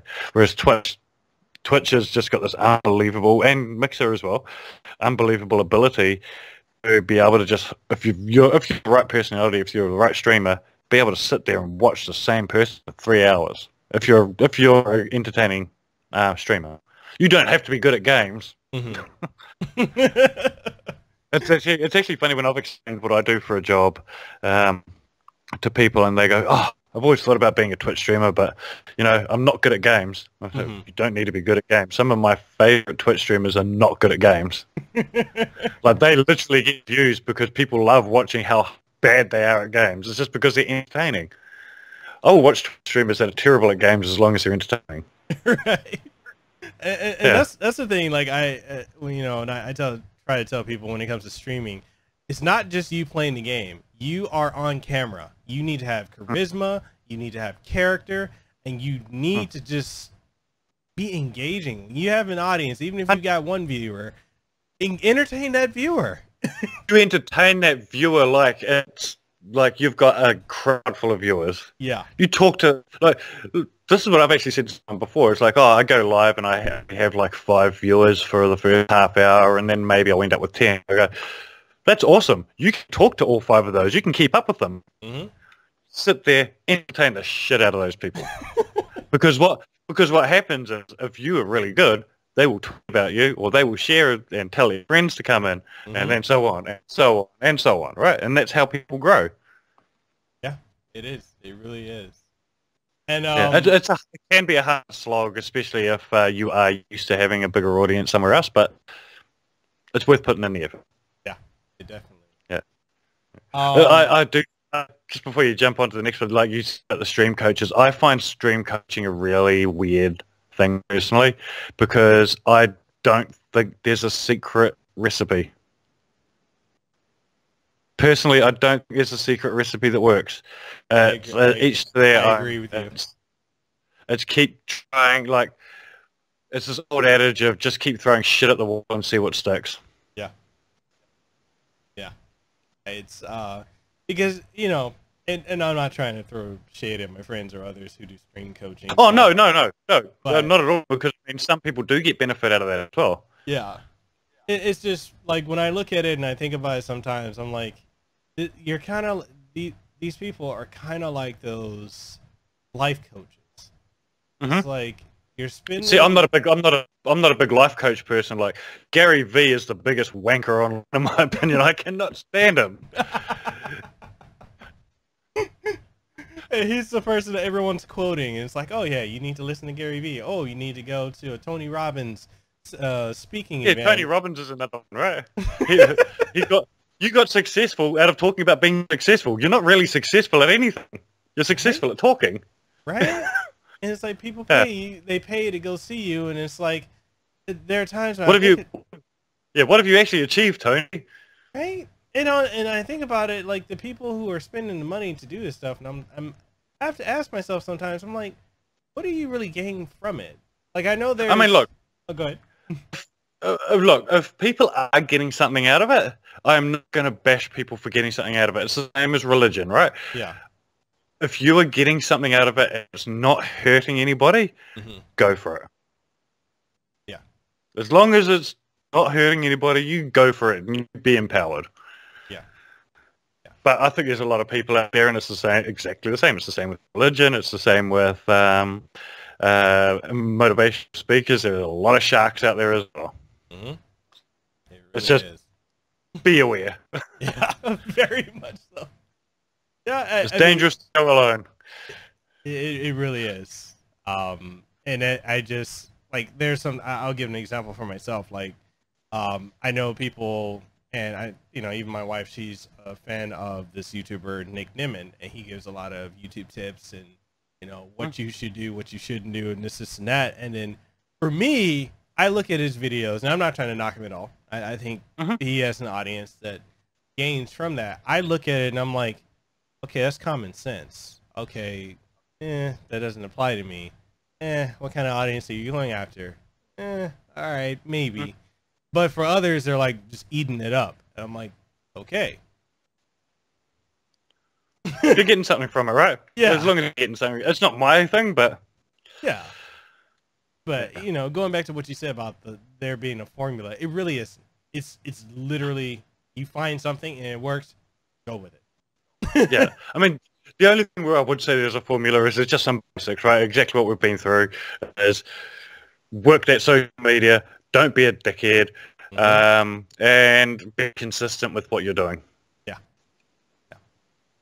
Those are your fundamentals. Yeah.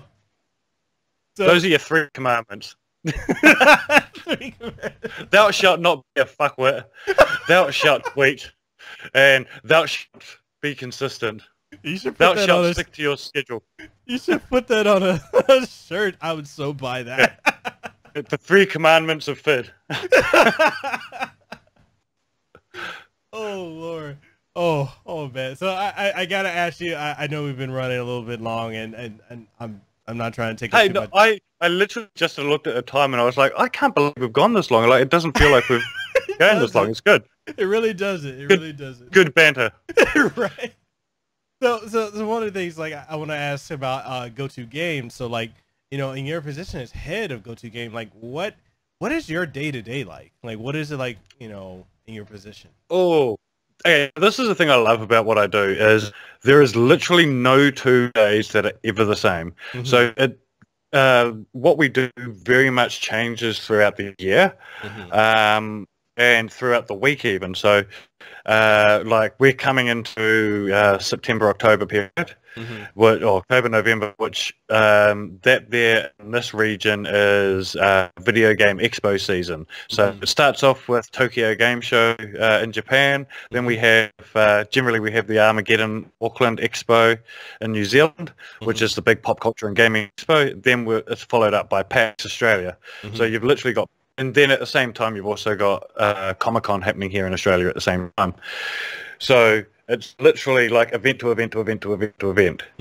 And we've got clients there. We've got to do events at got to do launch parties. We're making sure we've got staff to man booths. We're looking after influencers. We're setting up marketing campaigns. And then at the same time, we've got a day-to-day work, which is looking after social media accounts. It's building campaigns. It's executing campaigns. And you've got the boring work like doing data reports and stuff like that. Because, I mean, all of our clients, they want to know how well their campaigns are doing, so we've got to tell them.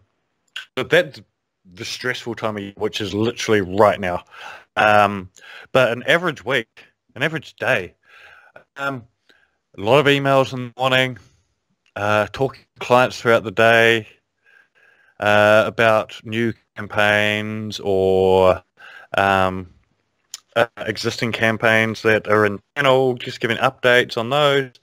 In the afternoon, a lot of boring paperwork, but then also checking on my staff as well, like checking on my writers. Hey, have you got anything interesting coming through? Or even just saying, hey, I saw that article you put out today. Amazing. Really good job. Dealing with my social media manager who's creating content on a constant basis. So I've got one social media manager a community manager who looks after 4 different brand accounts. Wow. And so he's creating content consistently all day. And he's brilliant at it. If I'm going to give anybody love at the moment, I'll give him a follow him at Jack Hutto on Twitter. He's also a Twitch streamer as well, and he streams every single night. Amazing dude. And he's very much a lean on him to keep the wheels rolling while I'm out talking to new clients and bringing in new business and creating campaigns and stuff like that.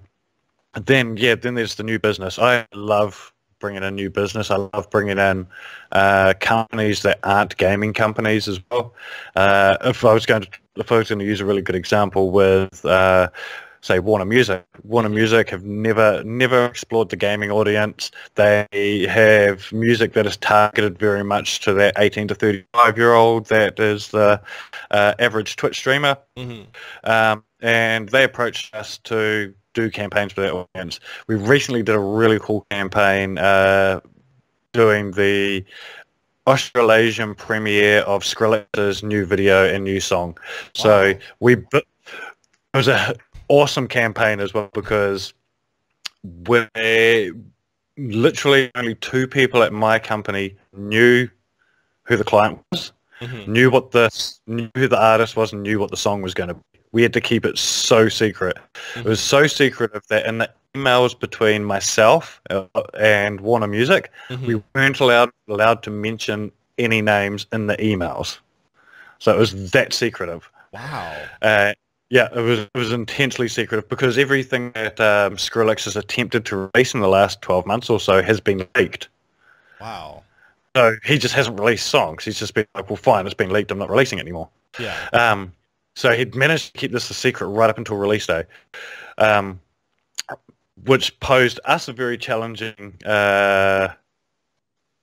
sort of position to how do we promote something without mentioning the name or what it's actually going to be. So we had to put up anticipation for this music video and this song without mentioning that it was a song, without mentioning who the song was going to be by. And so what we developed was we brought in 4 or 5 Twitch streamers, and we developed this whole campaign where it looked like their Twitch stream was being hacked for 3 days. And they had no idea. They genuinely didn't know what the payoff was going to be. Like, they put a lot of trust in us that what we were about to do was going to be good for their audience. And I'm thankful for it and it paid off massively. So basically, throughout their Twitch streams, there was this glitch coming up in their streams, and then this code would come up and would just drop out, and their audience would be like, shit, what the fuck's happening to a stream? And I have no idea what's happening. So they didn't know. So they knew something was happening. They knew that it was a campaign, but they didn't know what it was building up. So they all played along really well with it. And then on the 3rd day, a huge glitch happened on this countdown timer showed up on their stream. It's counting down to a particular time. And so these 5 streamers, their audiences all started tweeting about it. And then because there was some crossover between these streamers' audiences, they all of a sudden realized, well, shit, this person's stream's having the same thing. Oh, so's this person's stream. They have the same issue as well. And then when the timer turned up, they were like, everybody figured out this timer is going to finish 7 p.m. on Thursday on all of these streamers' streams, right? So it became this whole thing of, and there were conspiracy posts being put out on blogs. Like some people thought it was a Twitch campaign. Some people thought it was a different brand's campaign. Someone thought it might have been an announcement for the Matrix. Like there was all these weird sort of things. Like they knew it was a campaign. That's all everyone had figured out. They were getting screenshots of the code that was coming up and the glitches and trying to massively analyze it and stuff like that. And then, sure enough, I think it was 30 seconds before the countdown was ending. There was a massive glitch, and this full screen countdown took over all their stream. Counts down from 30, then finally stops. Then a Skrillex logo comes up, and the music video starts. Whoa! Right, and it was that was the launch campaign. That is the sort of thing I love doing. So it was bringing a client that had not worked in gaming before, exposing them to the audience, but also being able to give the gaming audience on Twitch something that they hadn't seen before either.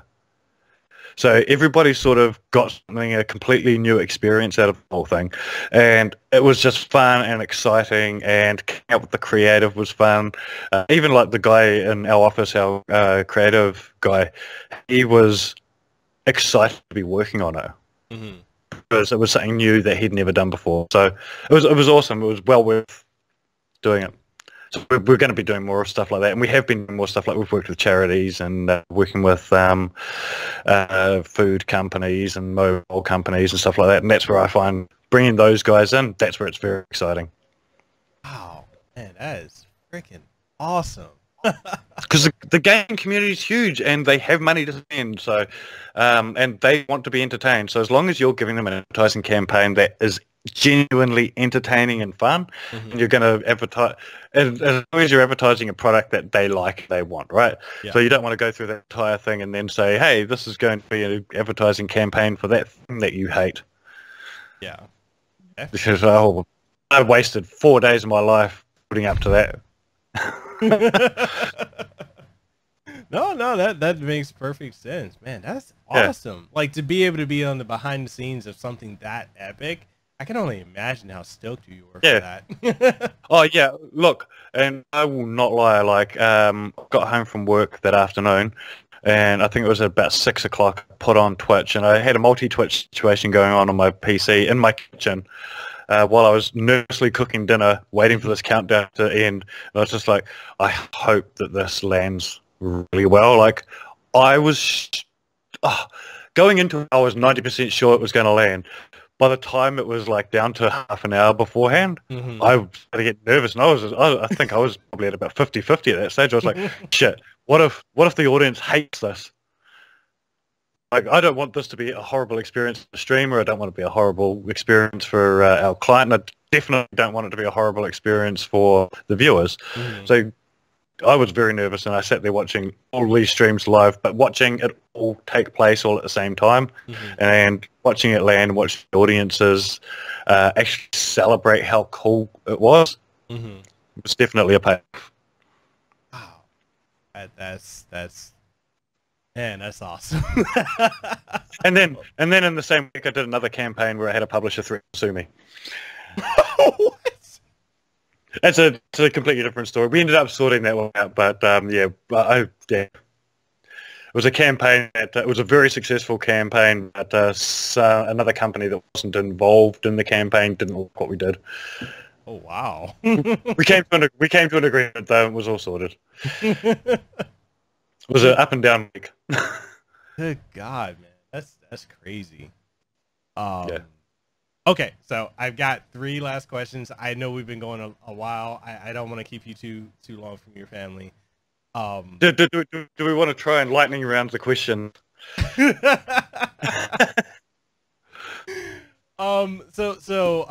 know, with how often you work with other content creators, influencers, esports teams, and more.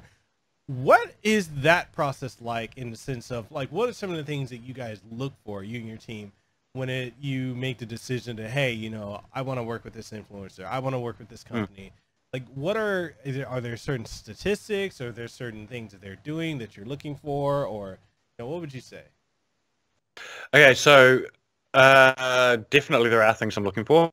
While I am definitely looking for a good following on social media and whatever their video platform is, I'm mainly looking for engagement compared to that.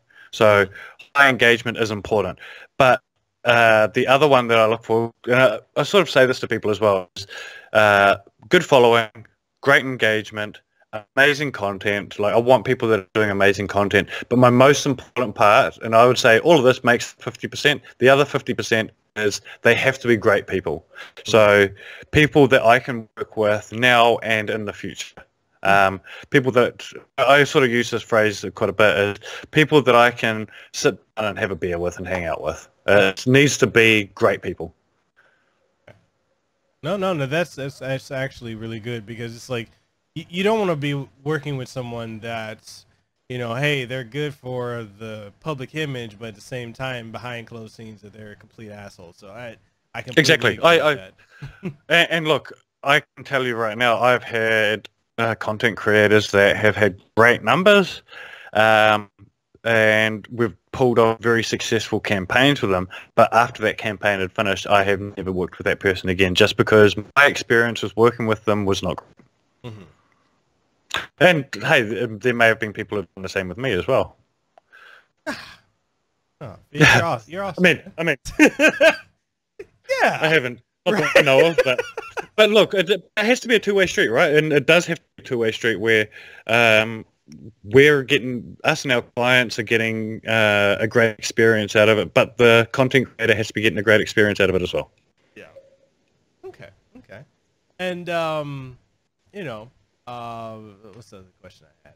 Oh, so when it comes to reviews, like when you guys are reviewing games and tech and whatnot, what is your process like? Like, are there key points that your reviewers and yourself have to hit in every review, like a certain type of style or format, or is it just hitting all the notches, or is it just free flow? Like, what it is?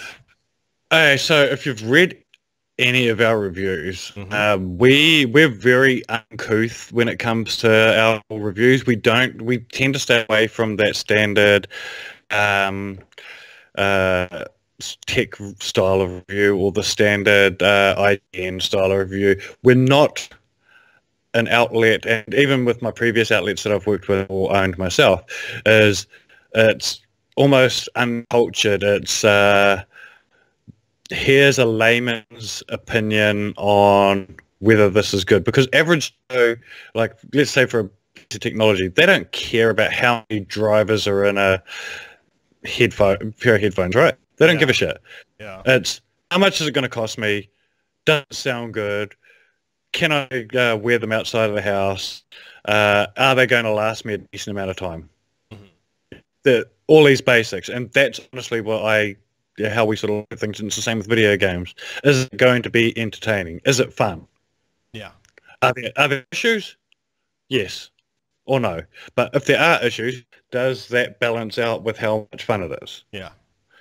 So I never want to put out a blog or a review that is attacking a game. I sort of do want to be balanced and sort of say, hey, here's this game, it's awesome because of this, and if there are issues, here are the issues that I have with it. Yeah. I think you always need to leave it. You don't want to come to the end, and we don't do star reviews on ours, and it's because I think if you're doing a star review or out of 10 or something like that, you are making a decision on whether it's good or not. Yeah. And I don't think it's our job to be making a decision, or any reviewer's job to be making a decision whether it's good or not. I think it's putting enough information out there for the viewer or the reader to be able to make an informed decision themselves. Yeah. And that's one of the things, like when I do my reviews, I have a lot of friends that review games and they give it like either a star system or a number system, and I keep telling them, like, what is your baseline for doing that? For me, is the game fun? Do I enjoy it? You know, does it grip me? If I'm playing Gears, you know, Gears 5, like I played that recently, that game start to finish had me gripped.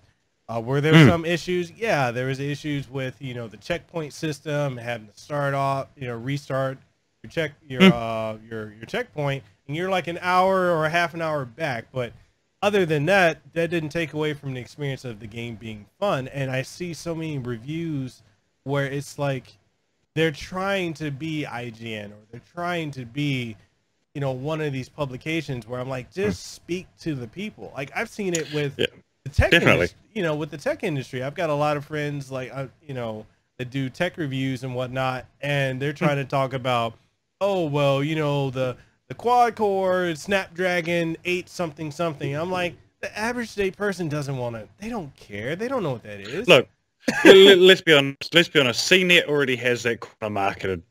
Yeah. Right. They do a great job of that. IGN and Kotaku and the likes of that already have the corner marketed for the very professional game reviews. If you're going to be a reviewer, find your own niche and how you do those reviews. Yeah. Like I said, with our tech reviews, we looked at it from more of a layman sort of angle, and we still put those tech details in there. Mm-hmm. So at the bottom of the review, we would have a spec sheet. Yeah. But that was at the bottom. It was after we've given our opinion on it, given all the information that we think everybody needs to know, and it's like, if you want to know further, here's the tech details. Yeah. That, yeah. I think. One of the things I used to love reviewing cell phones, mobile phones, and one of the things that I used to bring up all the time is, got a 4K screen. I give a shit whether it's got a 4K screen. Like, is it worth paying an extra $3,000-$4,000 for a 4K screen over a 1080p screen? Mm-hmm. Like, seriously, are you going to notice the difference? Most people wouldn't. Yeah. And that was sort of the opinion that we used to do. All right. See, I think we're on the same wavelength on a lot of things. Yeah. Oh, man. So switching gears, you know, and we've gone through everything else. Let's talk about you. So what about me? So, you know, you've got 15 years in media and marketing, and man, I just want to know, like, your journey. Like, what are this is a twofold question. One, what are your interests? And two, what is your journey? I guess, yeah, there's two questions in one. Okay, that is two questions. Okay, what are my interests? Yeah. Look, I have a passion for the video game industry and the gaming community. Mm-hmm. But I think my heart is definitely with retro games. I love old school video games. If I had the chance, I would spend thousands of dollars on everything. At one stage, I used to own every single video game console that was released in Australia and New Zealand. I still have the gem in my video game collection is I've got a complete boxed Sega SG-1000, which is the first Sega console ever released. It was released on the same day as the Famicom in Japan, but failed. Wow. It completely failed. Like, it did not sell in the States. There's only two countries in the world where it came out in the retail market: Japan, and for some weird reason, New Zealand. Wow. Yeah. So, and that's worth thousands of dollars now. But that's the sort of thing I love. I love sitting down, and my wife and I are both passionate fans of the Fallout franchise. So I love sitting down and playing Fallout with my wife. When Fallout 76 came out, we went and bought a second Xbox and a second TV so we could set them up side by side in the lounge and play online together for the first time, because we'd always sort of either sat down and watched each other play. Right? What else do I like to do? Hanging out with my family, chilling out. During the summer, we've got a swimming pool here, chilling out and swimming and hanging out with my wife in the pool, going out and having nice breakfast or a nice lunch out. That's, yeah, I'm just an average Joe, man. I'm just an average person. Oh, okay. Yeah, so I think the journey question, though, that's a hard one, because I never planned to be where I am. I've had this sort of opinion in life of, and it's used to frustrate the shit out of my wife, because my wife and I have been married since we were 20. We've been together since we were 17. And it always used to frustrate her that I didn't really have a life plan. I've just sort of winged it. That sounds like my I've life always right now. Yeah. Well, I've always winged everything, and my number one mantra in life is never say no to an opportunity. Yeah. So if you ever get an opportunity, just don't let any fear of, I don't know if I'm going to be able to, blah, blah, blah, blah. I've just gone, let's go. This could be the next thing. Yeah. And everything's sort of led on one thing to another. So, like I said, I started in the radio industry. In the radio industry back in New Zealand in the late 90s. It was a very cutthroat industry. If you remember what radio was like in the 90s, it was one of the main go-to medias. And it was very cutthroat, and to make a decent income, you had to be in the industry for years. And I got married to my wife, started our family, and I basically, to feed our family, I wasn't going to be able to do radio. So I went and worked in a factory, man. Right, left radio, worked in a factory, and I would say that there's where the real start of my journey begins, is because I worked in a factory filling barrels full of oil, full of milk fat, and then worked my way through that company until I became one of the main managers of the coordination of inwards and outward goods and stuff like that. But that was my first taste of management. Then I went and worked in the supermarket industry. I worked in there for this one supermarket as a fresh food manager for 3 months. And 3 months into the job, I was given the job of being the store manager. So I was in charge of 130 people. Mm-hmm. So going from a management job into a job where I was managing people. And I've been very fast at how to manage that many people at the same time. But remember, throughout the entire thing, I've still got my passion for the media industry because that's what I came up through. While I was doing that, my wife and I started a record label because I had this weird thing that I wanted to be a rapper. Nothing wrong with that. And I released 3 albums. None of them did any good.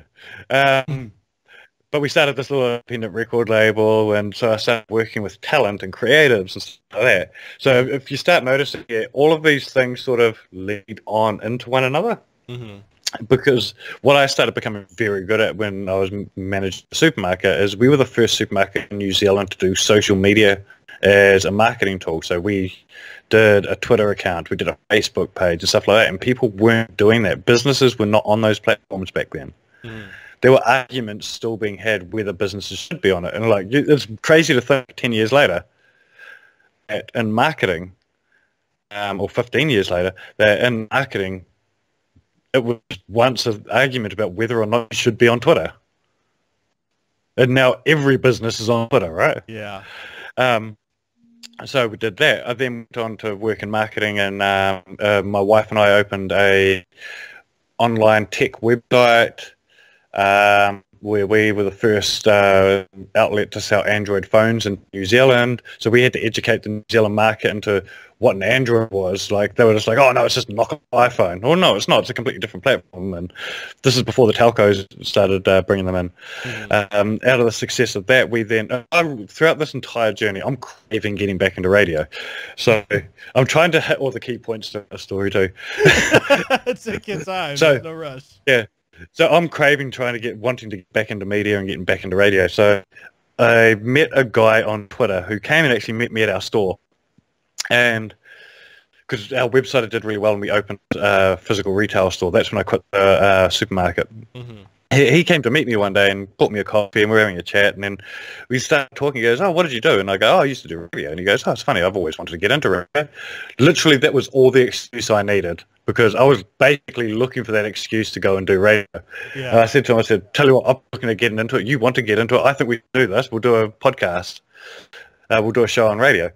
And I went into the radio station on, I've got to remember how the story goes. I went in on Monday, I believe it was, mm-hmm. and we had our first live show that Saturday, because I pitched this show to the radio station. I was like, this is what I want to do. Me and this guy, we've met on Twitter. We want to do this podcast talking about tech and social media and blah, blah, blah, blah, blah. This is how it's going to work. And mm-hmm. we're going to have this online element where live listeners can tweet us during the show.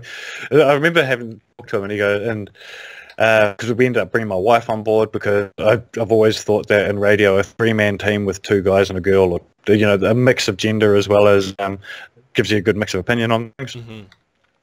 So we went live, and my wife loves joking about the story about the only reason we only took tweets from our listeners is because we're of the generation that grew up with technology. We didn't know how to work the physical phone in the studio, so we couldn't take call-ins. So people would ring up to talk on the show, and we're just like, we don't know how to work that thing, so we'll just mute it. Yeah. And if you want to talk to us, you just tweet us, and we'll answer your tweets on the show. Wow. So we became like this first sort of radio station that dealt with Twitter as the communication platform with their listeners. And through that, we ended up becoming the biggest podcast network in New Zealand. And so that's when we started dealing with gaming companies and started working with gaming companies on campaigns. And that led on to me being offered a job working for the company that went on to found GoTo Game with me. So there's a company called Digivisor. The CEO, I met her actually at an event where they had run this event where they brought in a whole bunch of us influencers from around Australia and New Zealand into Australia for the launch of this range of computers. After the event, we all went for a drink, and I met the CEO, and I was telling him my story. I drunkenly told her basically the same story I just told you. And she goes, "You sound like exactly the sort of person we need. We're about to launch a gaming brand for this company. This other company wants to get into gaming. We don't have anybody at the company that understands gaming. And you sound perfect. You've worked in marketing. You understand gaming. You've worked in tech for the last few years. You know how to work with heaps of people at the same time with your experience management. What we want you to do is hire you. You're going to become our influencer marketing specialist for gaming." Wow. It's exactly what I did. So it was a startup company too. So the scary part was I quit my job in New Zealand, moved over to Australia, and brought my family with me to come and do this. And it went on to us, her and myself founding GoTo Game, and you've seen what we've done with GoTo Game. So long story. I'm sure I've missed parts out of that, but that sort of tells you, I think this is the thing is everything, if you have a look at, I used to work at a supermarket, on its own sounds irrelevant, but it's all built up, and each experience I've got along the way has built up to this one thing. So I'm managing multiple influencers at the same time while I'm working on marketing campaigns and working with influencers, and everything I've learned along the way through these shitty jobs, as well as some awesome jobs that have nothing to do with what I do now. I've got an experience out of all. So never say no to an opportunity. You never know. You might go from drums of oil at a milk factory to running a gaming company. That is a hell of a journey, man. I love it. I know, right? I don't know if I've ever told the full journey on a podcast before, so there you go. You get the exclusive scoop. Right? It's one of those situations where he's like, "Hey, how did you start?" I'm like, "Oh God, where do I begin?" And it was a thing, and the entire journey is, like I said, I'm sure I've missed out on key points in there as well. So there's a whole bunch of adventures I've been on. Like when we had the podcast going, I started getting sent to Malaysia and Singapore and the States and over to Sydney for like 24-hour trips, and those were horrendous. Wow. But getting sent around the world to go to all these marketing product launches and things like that, there was a hell of an adventure. There are stories of those just on their own. Going to my first ever CES in Las Vegas was amazing. And it's been a journey, and it's not the end of the journey. No, I'm just in awe. I'm like, holy crap, that is amazing. Man, have you hit everything on your bucket list so far, or are you close? No, so it's actually there's this funny thing. I've been asked a similar question before. When I was a kid, there was 3 things I wanted to be. This is when I was a small child. I wanted to work in radio. I wanted to be a radio DJ. I've done that. I wanted to be a rapper. I've done that. Successfully, but I did it. But the other one I always wanted to do is I wanted to be a pro wrestler. And I've never done that. I've never stepped foot in a wrestling ring. I'm way too fucking skinny to be a wrestler. I'm getting too on now as well. Like, I'm 37, man. I'm closer to 40 than I am to 30. And so I'm getting on when it comes to wrestling. But I mean, if anyone ever wants to give me the opportunity of being a valet and taking a bump just so I can tick that off my list, please give me that opportunity, because I have it's the only thing on my list as a kid that I haven't achieved. Wow, man, that is okay. So Xavier Woods, Austin Creed, if you know, when you look or listen to this or you watch this, let's make it happen. Come on, WWE. Yeah, give your boy a chance, right? Oh man. Okay. So wrapping up the last question, I gotta ask you, what advice? What you've been dropping gems throughout this entire podcast? Like, this is honestly my favorite podcast right now. What advice would you give to the audience that's either looking to either A, get into the games industry, or to who are already like doing content or whatever, but they would like to work with the games industry? Like, approach. What's the best approach? So if you're wanting to be a content creator, just go and do it. Yeah. Like, that's seriously, get over whatever fear or don't overthink it. Just go and do it. I know successful streamers that started with their PlayStation and a PlayStation camera, just streaming directly from the PlayStation. Get a feel for it, and then just slowly start building on that and actually just get out there and do it. Even if you want to be a podcaster, I'm a big lover of podcasts. I think everyone's got a story to tell, and not everyone knows how to tell those stories. So if you're someone who can tell stories, help those other people tell stories by interviewing them and bringing them on and stuff like that. So if you want to be a content creator, just get out there and do it. Not everybody is able to be a content creator though, and they might be right from my side of the business, which is working in marketing and PR and advertising, being a community manager and stuff like that. So, and that's just a matter of getting out there, man. Like, a good way of getting your foot in the door is going and putting your name down as a volunteer for events like PAX, or to help out with community events. If you're a Twitch, there are the Twitch community groups out there all the time. You don't have to be a streamer to be involved in them. Get out there, and once you get your foot in the door is when you start learning how the industry works. Mm-hmm. And you start meeting the right people, and through connections and just being an awesome person, you'll be able to start working your way into doing that. And I know some people who have gone, shit, my good friends, Pez, who works for 2K now, he's literally just launched Borderlands 3 here in Australia, and he's met all of his heroes in the last few years, but he was an electrician, right, who always wanted to work in the gaming industry. So his foot in the door was, I'm going to start a podcast with my friends. And he started a podcast. Yeah. And then through the podcast doing really well, he got invited to events. And through those events, he started talking to people and started meeting people and started doing campaigns with them. And I was one of the people that gave him an opportunity with doing a broadcast from IEM Sydney, which is the biggest esports event in Australia. So we set him up with his own booth so he could do his podcast live on Twitch throughout the event.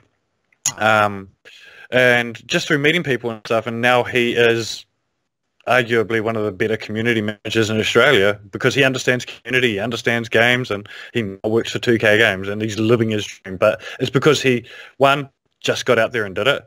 Yeah. Two, took every opportunity that was thrown at him. So I think I just went the long way around of saying those two things: get out there and do it, and take every opportunity. Yeah. Anything you want to leave the audience with before we go? Other than that?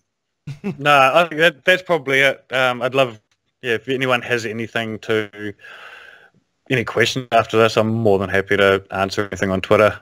Awesome. And I lied. I actually have one final question for you. Go for it. Did you have fun? Oh, what, on this podcast? Yeah. Oh, absolutely. I won't lie. Like, I don't even know if your listeners know the story. The reason this interview came about is because I was talking with another Twitch streamer about being on her podcast, and you just threw out your name and just said, "Hey, I'd love to interview you as well." And I was just, but the thing is, you took a shot. You took a shot and just went, "Hey, I'd love to interview you." And I have no doubt that that's how you've received multiple interviews with other people. One of the coolest interviews I ever did on my podcast back in the day was Major Nelson. And the way we got Major Nelson was I knew a guy who worked at Microsoft who used to work with Major Nelson back in the day. And I said to him, I would love to have him on my show. And he goes, well, I can sort that out for you. But it took me asking. Yeah. Right? Yeah. Sometimes you got to put yourself out there. That's what I mean. Get out there and do it. It's because this is the idea that I have, and I was explaining this to my wife with, when it comes to how I'm able to do, because you nailed it. This is actually how I've been able to have so many different opportunities. Is I see where there's attention, and it's not to say I'm an opportunity or anything like that, but I see where there's attention, and I'm looking at it, and I'm seeing that somebody else asked, somebody else took the time and the effort and put themselves out. It's like dating in a way. I look at it like that. You gotta ask. Oh, dude, I don't know. I haven't dated for 20 years. The concept of dating in this modern era scares me. God, it terrifies me. I couldn't do it. Oh, I'm glad I'm not single. Right. Me and you both. I'm so there with you. But literally, it's like I see where their attention is, and I'm like, okay. All right, I'll shoot my shot. Hey, I'd like to interview. And literally, when I asked that, I was meaning that for both you and the other streamer. And you're the only one that... And yeah, so she's awesome as well. So that's made Mum check out her podcast too. So she's lovely. And like, I would love, like, and I reached out to her too via DM. I said, hey, I'd love to have you on the show. Didn't get a response. Maybe I stepped on some toes in how I approached, and that happens.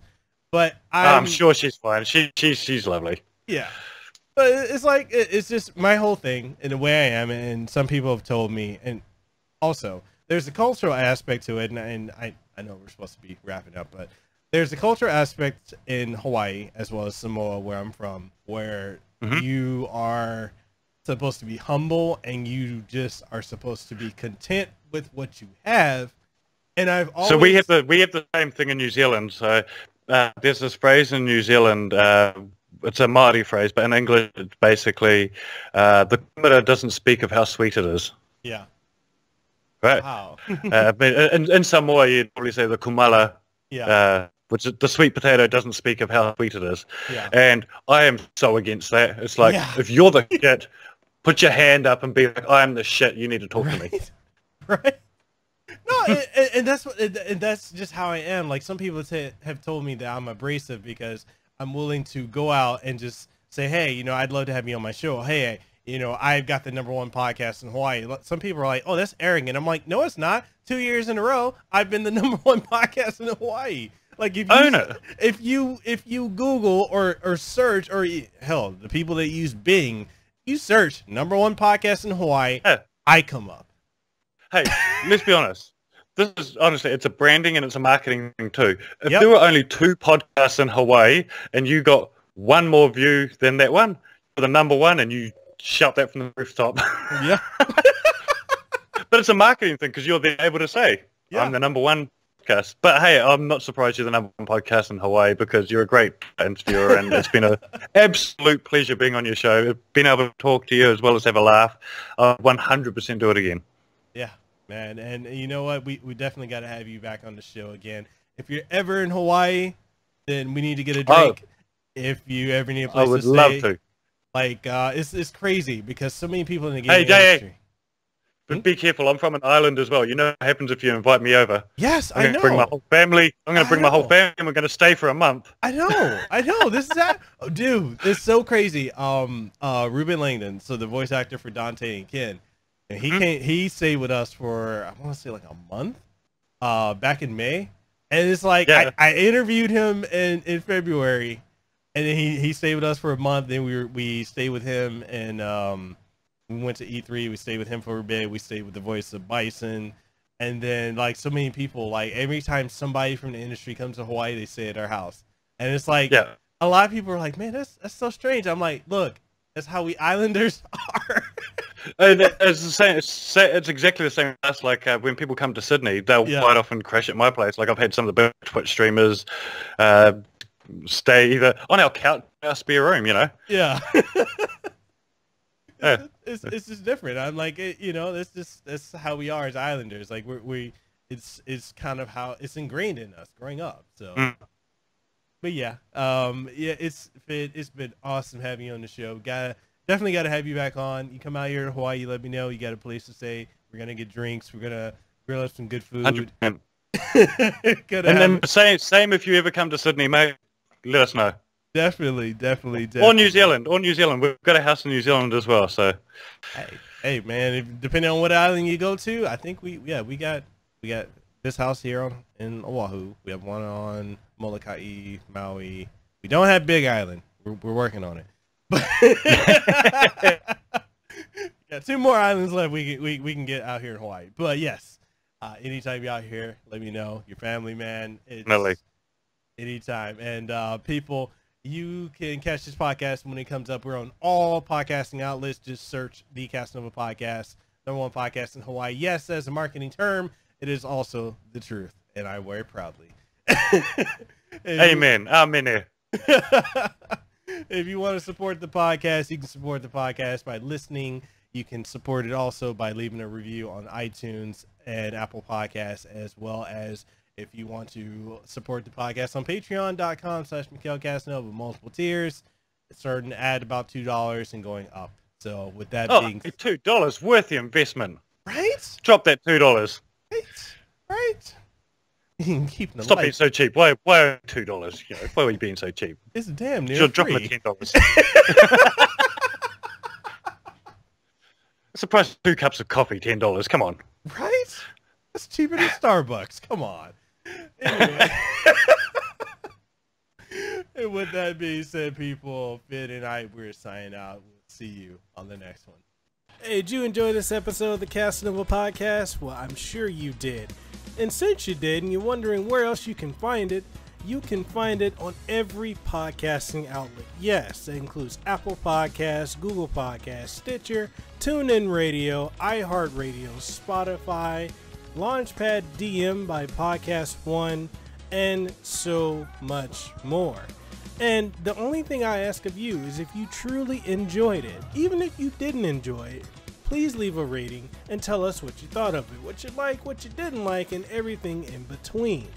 And also, if you're looking for video formats of this podcast and many more, you'll be able to find them on youtube.com/Mekel Kasanova, as well as on twitch.tv/Mekel Kasanova, and new episodes every single Monday morning, 8 a.m. Eastern Standard Time. So, with that being said, this is Mekel Kasanova, Hawaii's favorite YouTuber. I am signing out. You guys have a great one.